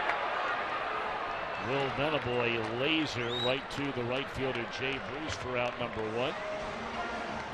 4th of July weekend begins on Friday, and why not come on down to Great American Ballpark? Family, friends, you can catch your Redlegs, and you can get a ticket for $12 to that big series Friday night, the big fireworks show, so you take care of that. That's presented by Popsicle. 7:10 on July the 4th, the Reds and the Brewers at Great American Ballpark. An 11-game homestand leading up to the Midsummer Classic. And of course, the All-Star Game, July the 15th on Fox.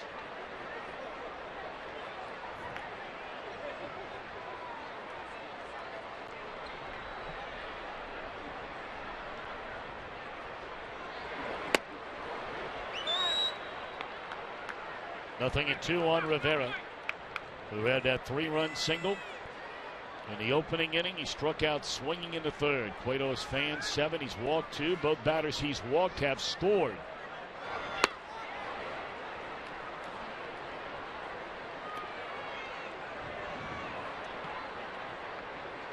Well, I guess technically, I beg your pardon. After that appeal play, that second walk did not score. He scored on what looked like was a double, if you weren't with us, in the 4th inning. But the Reds appealed at 3rd base, and Falou, the base runner, missed 3rd.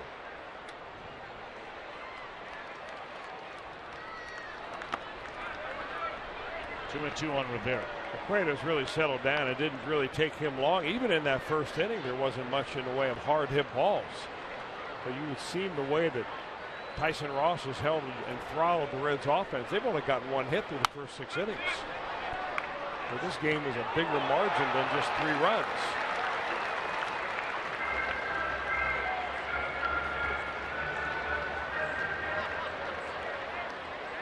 Johnny Cueto gave up 4 hits. 3 hits in that first inning, which is more than he has given up in several games.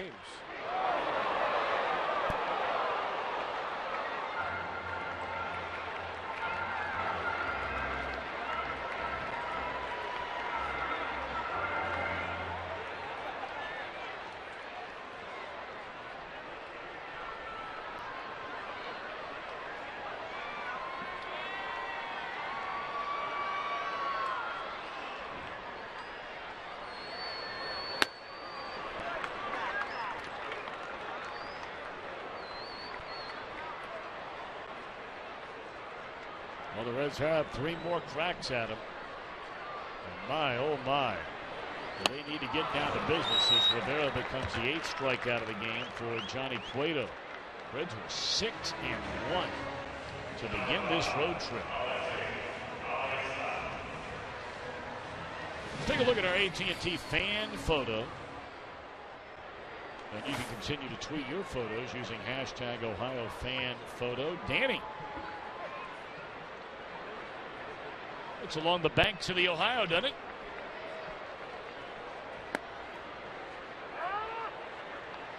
You see a lot of folks out there.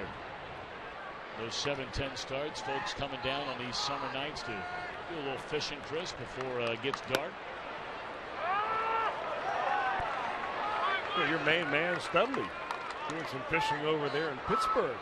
Along the banks of the Allegheny. Sent you some pictures of, I think, a smallmouth bass that he pulled right out of the river right by PNC Park. Yep.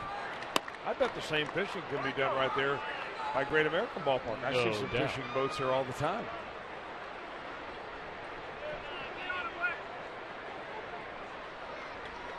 One and 2 the count on Alexi Amarista. And a base hit in the left field.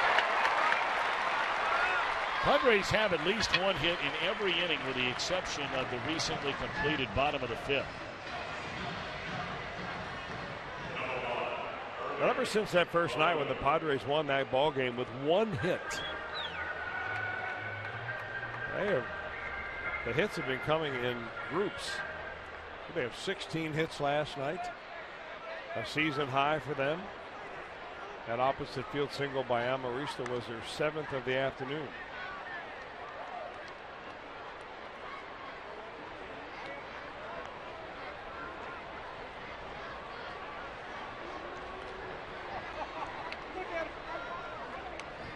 You're talking about a Padres team that had scored in the 3 games prior to this series. They have been shut out on a no-hitter by Tim Lincecum.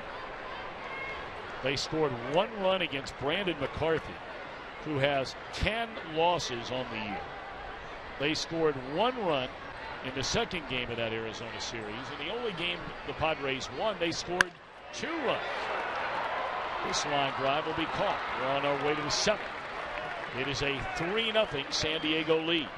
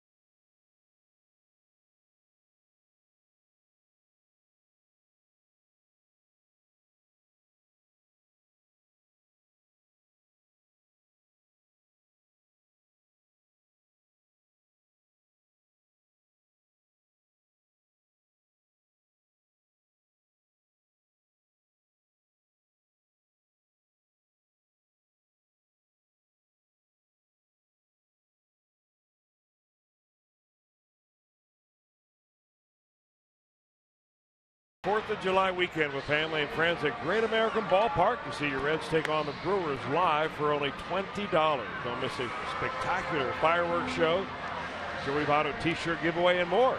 Purchase your tickets today. Call 513-381-REDS. Visit Kroger locations or reds.com/tickets. $12 to see the Reds and the Brewers this weekend 4th of July. How about that? Man. I mean, you have it Doesn't get all any better than covered, that. if you think about it. You're seeing Reds baseball. And one of three other things is going to happen. If you come on Friday night, you're guaranteed the fireworks. Saturday, a Joey Votto t-shirt giveaway. And on Sunday, they always have a giveaway for the kids. The weather will be great.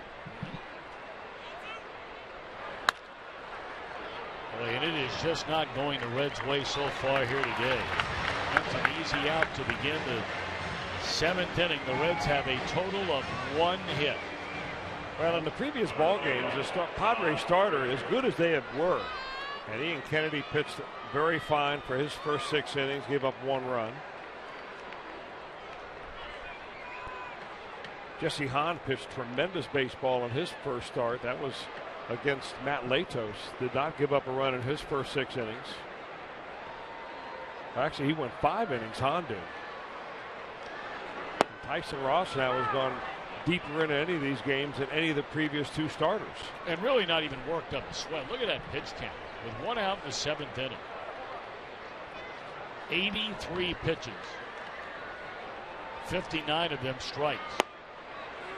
60 of them strikes out of 84.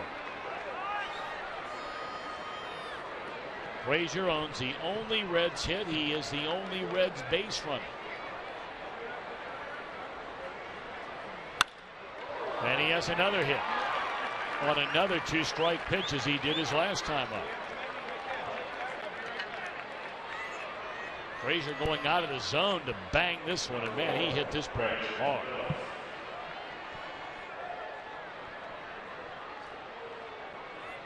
Well, coming up later tonight on an all-new Reds Weekly, Billy Hamilton headed towards a Rookie of the Year award. We told you that already. Pena gives us his daily routine. That should be fun. And that race between Brian Pena and Alfredo Simon, our Reds moment of the week. On Reds Live, the post-game edition will come up right after Reds Live tonight. A 1 on and 1 out in the middle of the batting order. We'll see if the Reds can get something, anything going against Ross, trailing here 3-0. Oh, the second time all game that he's had to face a batter out of the stretch. First time was with 2 out in the 4th inning. After Frazier's hit there.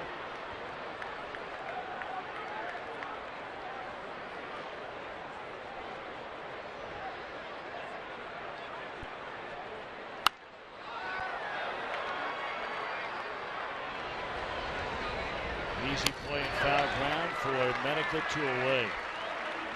The Phillies have been chasing balls very, very early. First or second pitch in the count every time up today.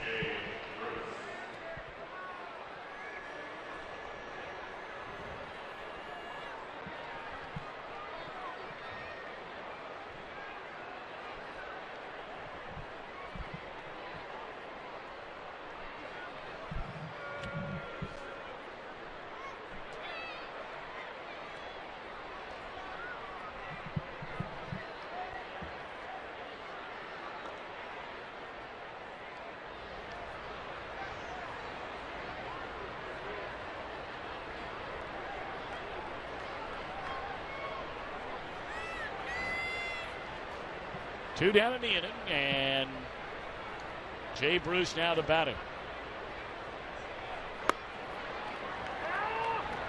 Bruce has hit the ball very sharply twice in the game. He lined out to center in the 2nd inning and hit one again on the screws right out to left fielder Smith in the 5th. 2 loud outs for Bruce and trying to make some noise here with 2 outs in the 7th inning and Frazier at first base. 1-1.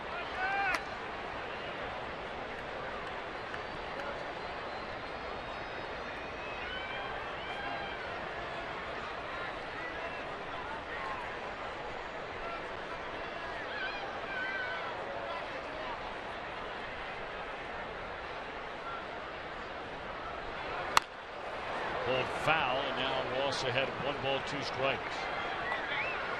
Now that breaking ball that Ross has thrown today has been right off the table. Downward break has been his main pitch.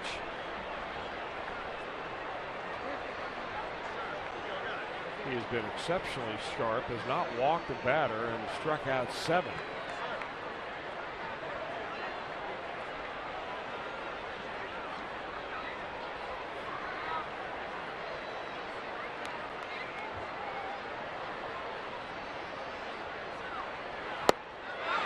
Make it 8, and that's all for the Reds in a 7th. 3-0, San Diego in front.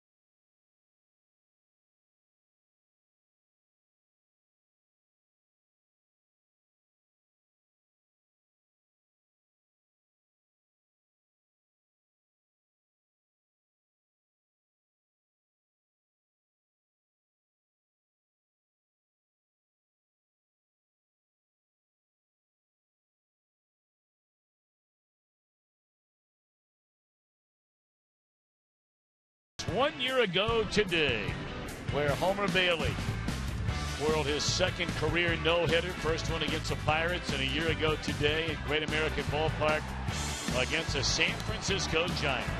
Well, he was flirting with one the other day.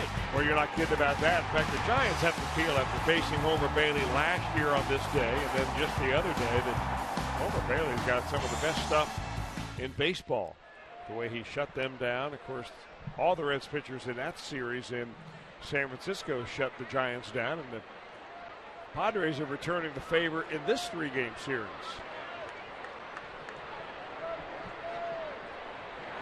Well, they're going to let Tyson Ross pit. Well, he's right at the 90-pitch mark in a game. Why wouldn't you? Hey, this guy is really giving them a nice year. When you're pitching for a team that, well, the last time he had the ball is when the Giants were in town. I beg your pardon, he got beat 2-1 by the Arizona Diamondbacks his last start. And that sent the Padres to 12 games under 500. So with 6 wins and 8 losses, you know, it is what it is. But when you look at all the other numbers this guy has put together, you tack on the 7 innings today, he's pitched 114 innings on the year. He's only allowed 96 hits. Struck out nearly a batter per inning. And had issues with the ball. It's a fair ball.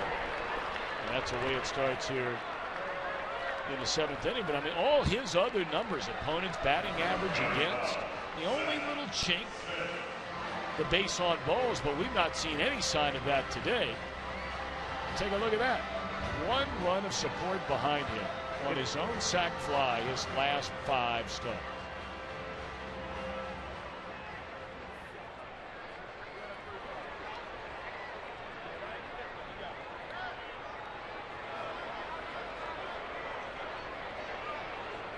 Meanwhile, Johnny Cueto's only allowed 3 runs, and here he is in the 7th.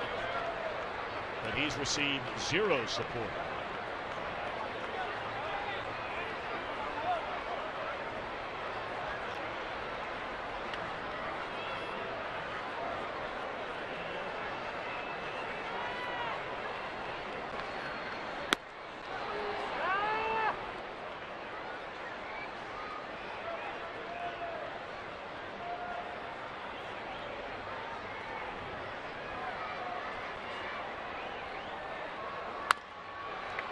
Cueto gave up those 3 runs in the first inning. His ERA, which started today at 1.88 and jumped over 2 for the first time all year long. It was up to 2.15. And now scoreless over the last, 1, 2, 3, 4, 5 and a third innings. It's exactly a 2.00. I thought you weren't going to do math anymore. That's pretty good stuff. Counting 1 to 5. You have to start somewhere. Right? Very impressive. Thank you. Well, you're a kid in school. I feel good about it. There's long division involved in figuring out ERAs. No, I have nothing to do with that. That's way above the pay scale there, Doctor. I'm just reading it up on the board. That guy better have it right.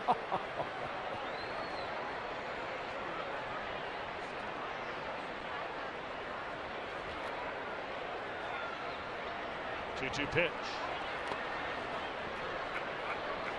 3-2 on the leadoff man, Seth Smith. Thought he had an RBI double in that 4th inning, but Balloon missed third base. And instead of getting a double, they scored a single for Smith.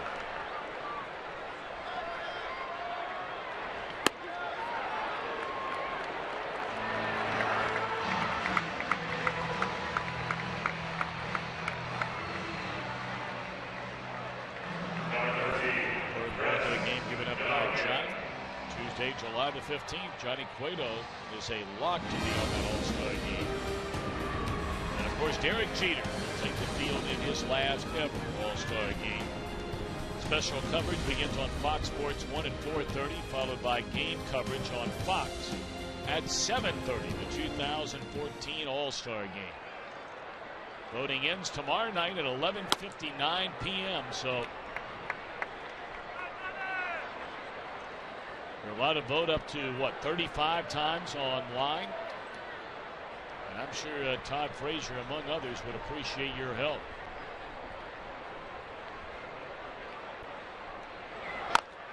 Runner going and a slow dribbler down to Santiago. He will throw out Denorfia, and on the second goes Smith, 2 out.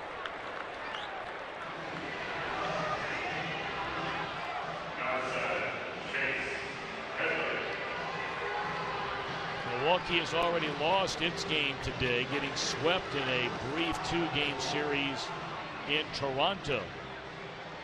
Well, the Reds took the field last night and today, knowing they had the opportunity to gain ground in the National League Central.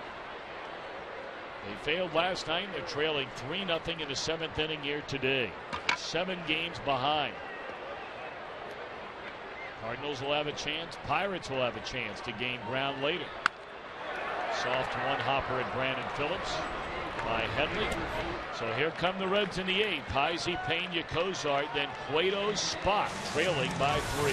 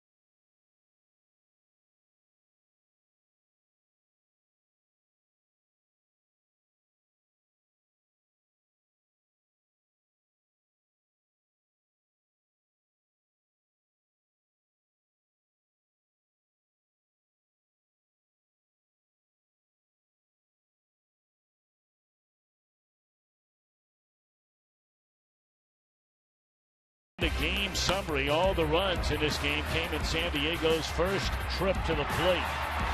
That ball squirting out of the mid of Billy Hamilton. A bases loaded 3-run single by Rene Rivera, and that is all that young Tyson Ross has needed, at least through the front seven.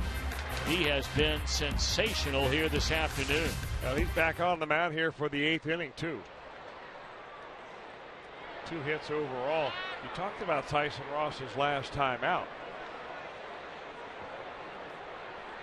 When he pitched against the Arizona Diamondbacks, went 7 innings of 2-run baseball, ended up losing that ball game. Yeah, that was a 2-1 decision. Yeah, he's lost his last 4 decisions.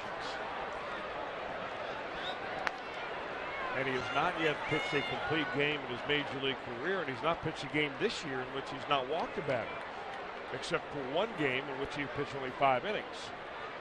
Well, Heisey has started him 2-0. You got to believe Chris taking here, and he does a strike. About that, he's got such good confidence in that breaking ball. He throws out on a 2-0 count. Pena to follow, then Zach Kozar. Reds have action in their bullpen. Johnny Cueto due up 4th in the inning. And a lazy fly ball into right, and that'll be out number 1 here in the Reds' 8th inning. Reds have scored 2 runs in this series. They were shut out in the opening. 5 pitchers combining on a 5-hit shutout.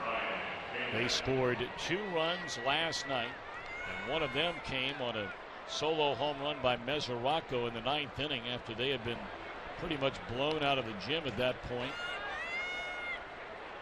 And now shut out on 2 base hits today, both of them by Todd Frazier. And they're down to their final 5 outs of the game.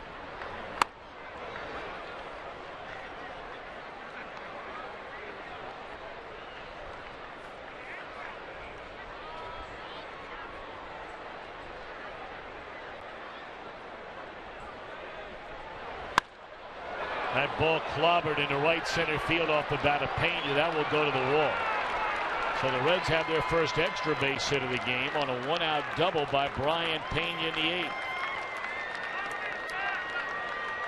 It'll be interesting, really, to see how long of a leash that Tyson Ross has out there from Bud Black. Boy, he jumps all over this pitch. Just a high fastball about letter high. And in a lot of ballparks, that's a home run.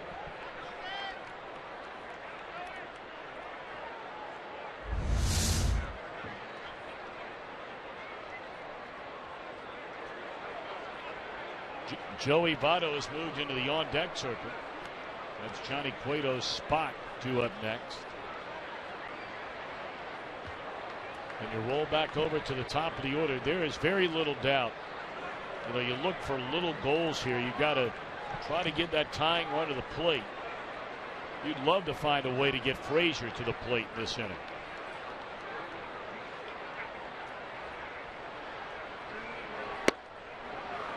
Strike 1. Frazier's got a couple of hits already off of Tyson Ross. He will not face Tyson Ross again. They got their normal number 8th inning man up warming in the bullpen. Joaquin Benoit.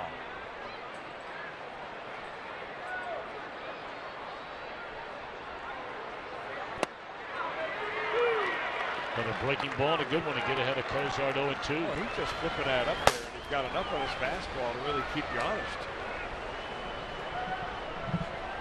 Bullpen has been lights out so far in this 3-game series.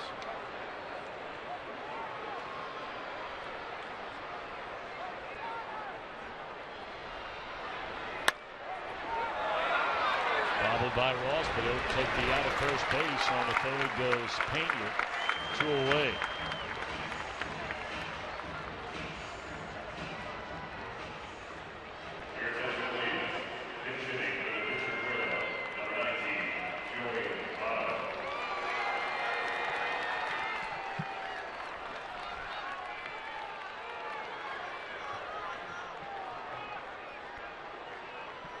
So Cueto gives the Reds 7 innings today, allows 7 hits.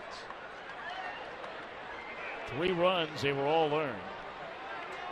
He walked 3 batters and fanned 8.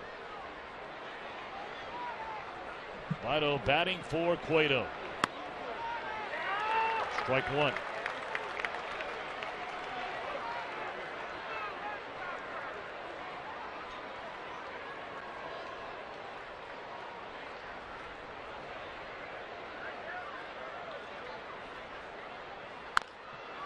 Strike two.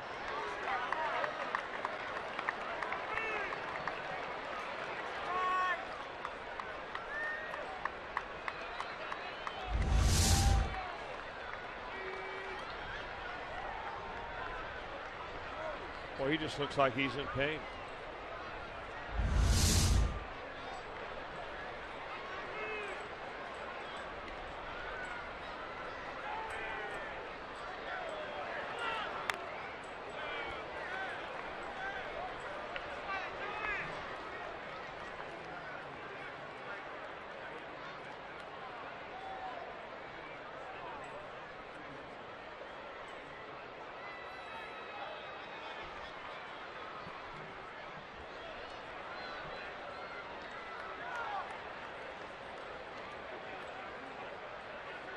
Oh, and 2 to Votto, runner at third, 2 outs in the 8th.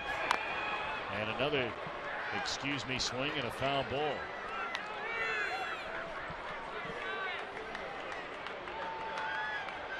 Well, the game plan you heard from Jim Day earlier in his visit with Brian Price was to get Votto a day off today, coupled with a day off for the ball club entirely tomorrow before playing against the Milwaukee Brewers.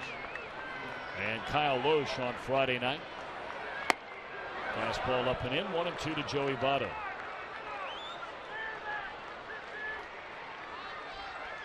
Votto has not homered since coming off the disabled list.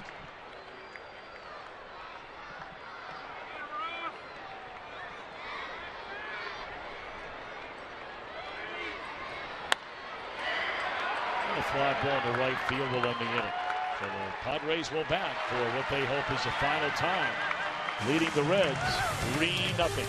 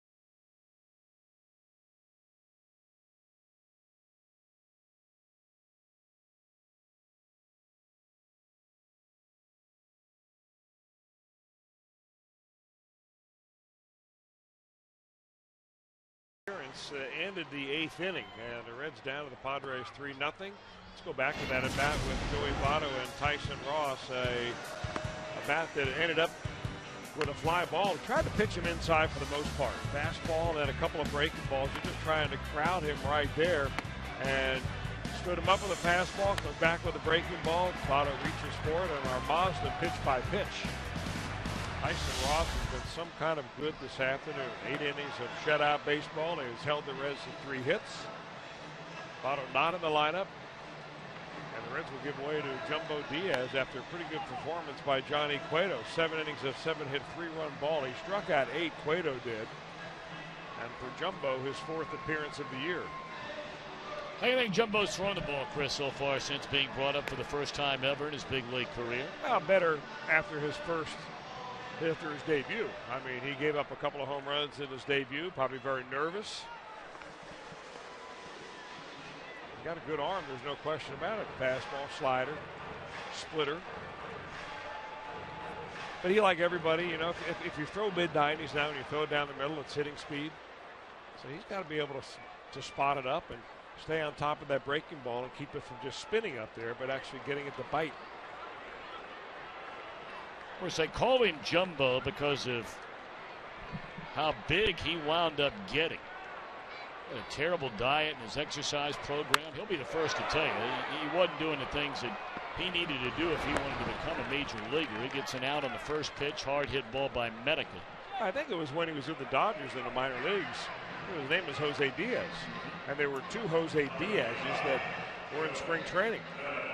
So instead of trying to, you know, go to the middle name or something like that, the obvious nickname for Jumbo in those days, and we're talking about a guy that was tipping it at more than 330, actually closer to 340 or 350. Yeah.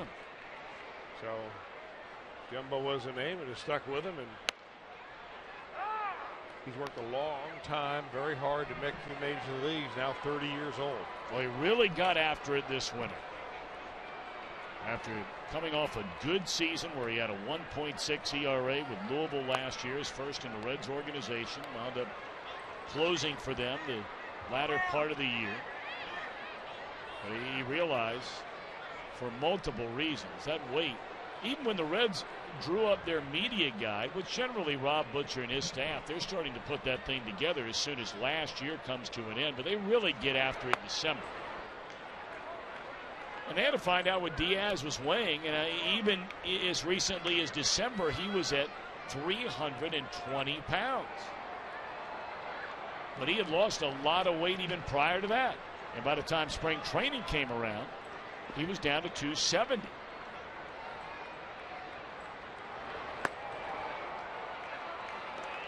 Three and one on Venable. Now that means the Reds have, I mean, if he's around 270, the Reds have 3 pitchers on their staff that tip the scales right around that same number. So Jonathan Broxton lists his weight, I think, this year at 299. Last year he listed at 300. Not a lot of fat there now. No. Alfredo Simon is 6'6". I think he's listed at 267. Some big guys, man. I mean, we used to see a lot of big guys in the world of the NFL football, but no, but it's funny you say that, because last night when the Reds were taking batting practice, and a number of those guys you just mentioned were all walking off the field together to come back into the clubhouse before the start of the game. And I was just sitting there in the booth and watching them come across the third baseline, and you had Diaz, you had Chapman, who, Chapman's a big man. yeah. I mean, he is chiseled out of stone, and he's going, what, 220 plus? And Broxton was coming back in. Alfredo Simon had his arm around Jumbo Diaz. They looked like they were joking around, having some laughs together. And you're just watching those guys come in, and you're thinking, golly, dang, that looks like an offensive line. Why don't you give Urban a call? They may all have eligibility left. Well, I got to check in with Urban about a couple of things going on. I'm sure he's very excited today. He didn't have any time for me. I find that hard to believe. Oh, no. He's been busy today. He's been over your alma mater hanging out. Came away with the grand prize, too.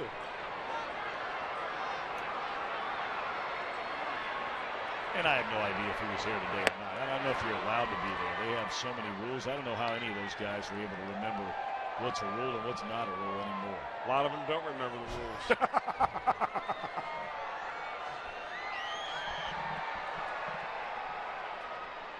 But he's never been one of those guys. But you're right about that. 1-2 the count.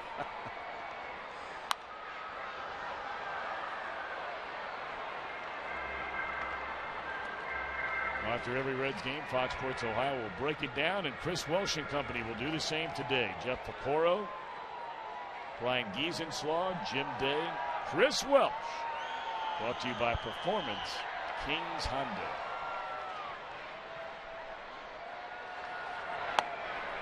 Two and two on the man who knocked in the only 3 runs in this game, all the way back in the first inning. Reds will try and change that story in the top of the 9th when they have the top of the batting order.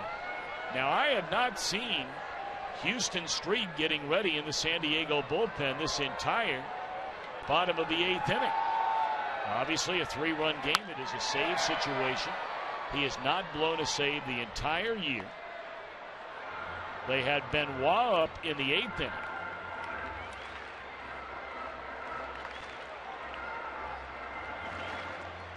But a guy like Street's been around so long. I mean, maybe they give Ross a chance to come out in the 9th, and if a guy gets on, Street throws, 10, 12, 14, 15 pitches, he's ready to go. We're going to find out here in a minute. Big Jumbo puts together a 1-2-3-8. Billy Hamilton to lead it off in the 9th. Reds down 3-0.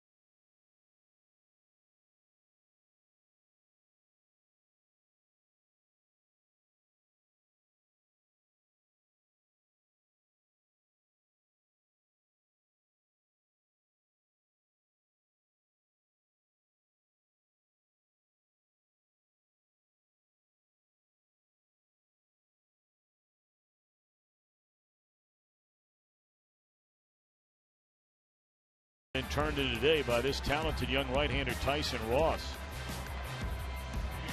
This guy's been dealing. Really dealing. 8 strikeouts, has not walked a batter. Reds have only mustered 3 hits, 2 of those by Todd Frazier. And then a double last inning after 1 out by Brian Pena. In control of his fastball, in control of his slider. That's been his big strikeout pitch. So he is on the cusp of his first major league complete game. And now his 55th major league starts. And as we speculated, just in case, they're not going to even wait around for a guy to get on base before Houston Street begins to throw. And we mentioned earlier, he looks like after a handful of pitches or less, he's ready to go. Well, they'll probably not give Tyson Ross much of a leash. I would imagine, if one base runner reaches, you're going to see Streets.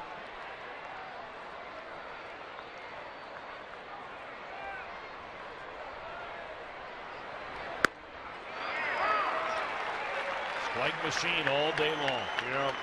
The temptation for a young pitcher to rush through this inning, sometimes hard to control. What's made him so good all afternoon is he's taken this game pitch by pitch. He's delivered and executed his pitches well.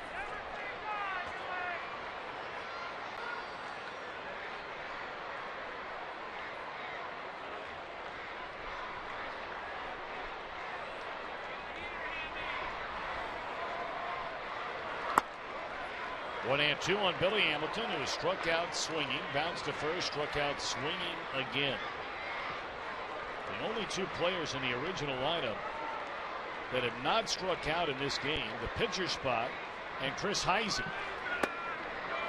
2-2 on Hamilton.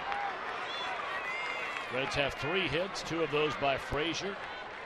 Both of them singles in the 4th and the 7th, and then a double by Pena with 1 out in the 8th.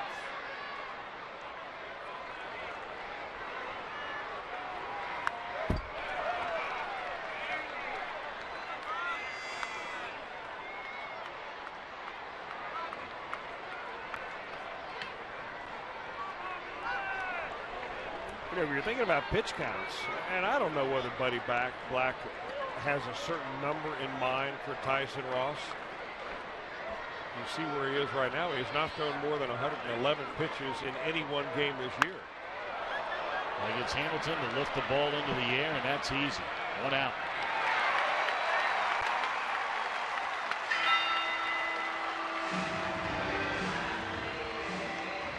This has certainly been a head-scratcher of a series for the Reds. They started this road trip winning 2 of 3 in Chicago. They blazed through San Francisco, 4 wins without a single loss. Season-high 5-game winning streak. After the complete game shutout by Homer Bailey on Sunday, they went into second place for the first time all year long. And now they are 2 outs away from getting swept in San Diego to end this road trip with a legitimate chance to go from second place down to 4th place in the span of 3 days.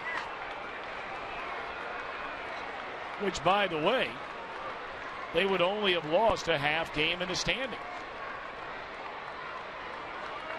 Because the Brewers lost 2 in a row up in Toronto.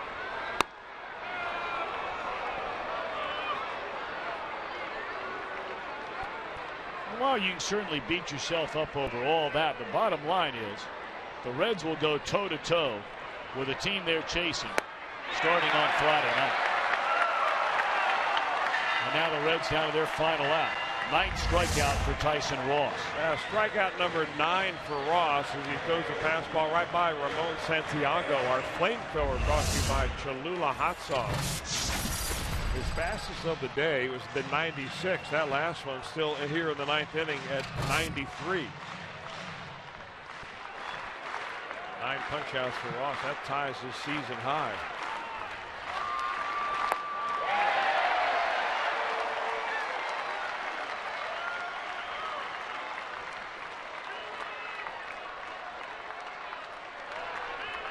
Frazier has 2 hits and 3 at-bats.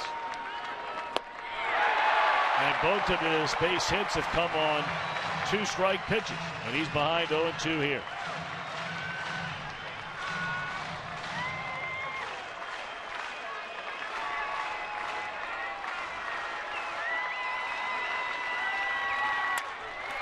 Slow roller to short. And Tyson Ross, his first career complete game. And he delivers a shutout to boot. 3-0 the final score. 3-0 the final in this series.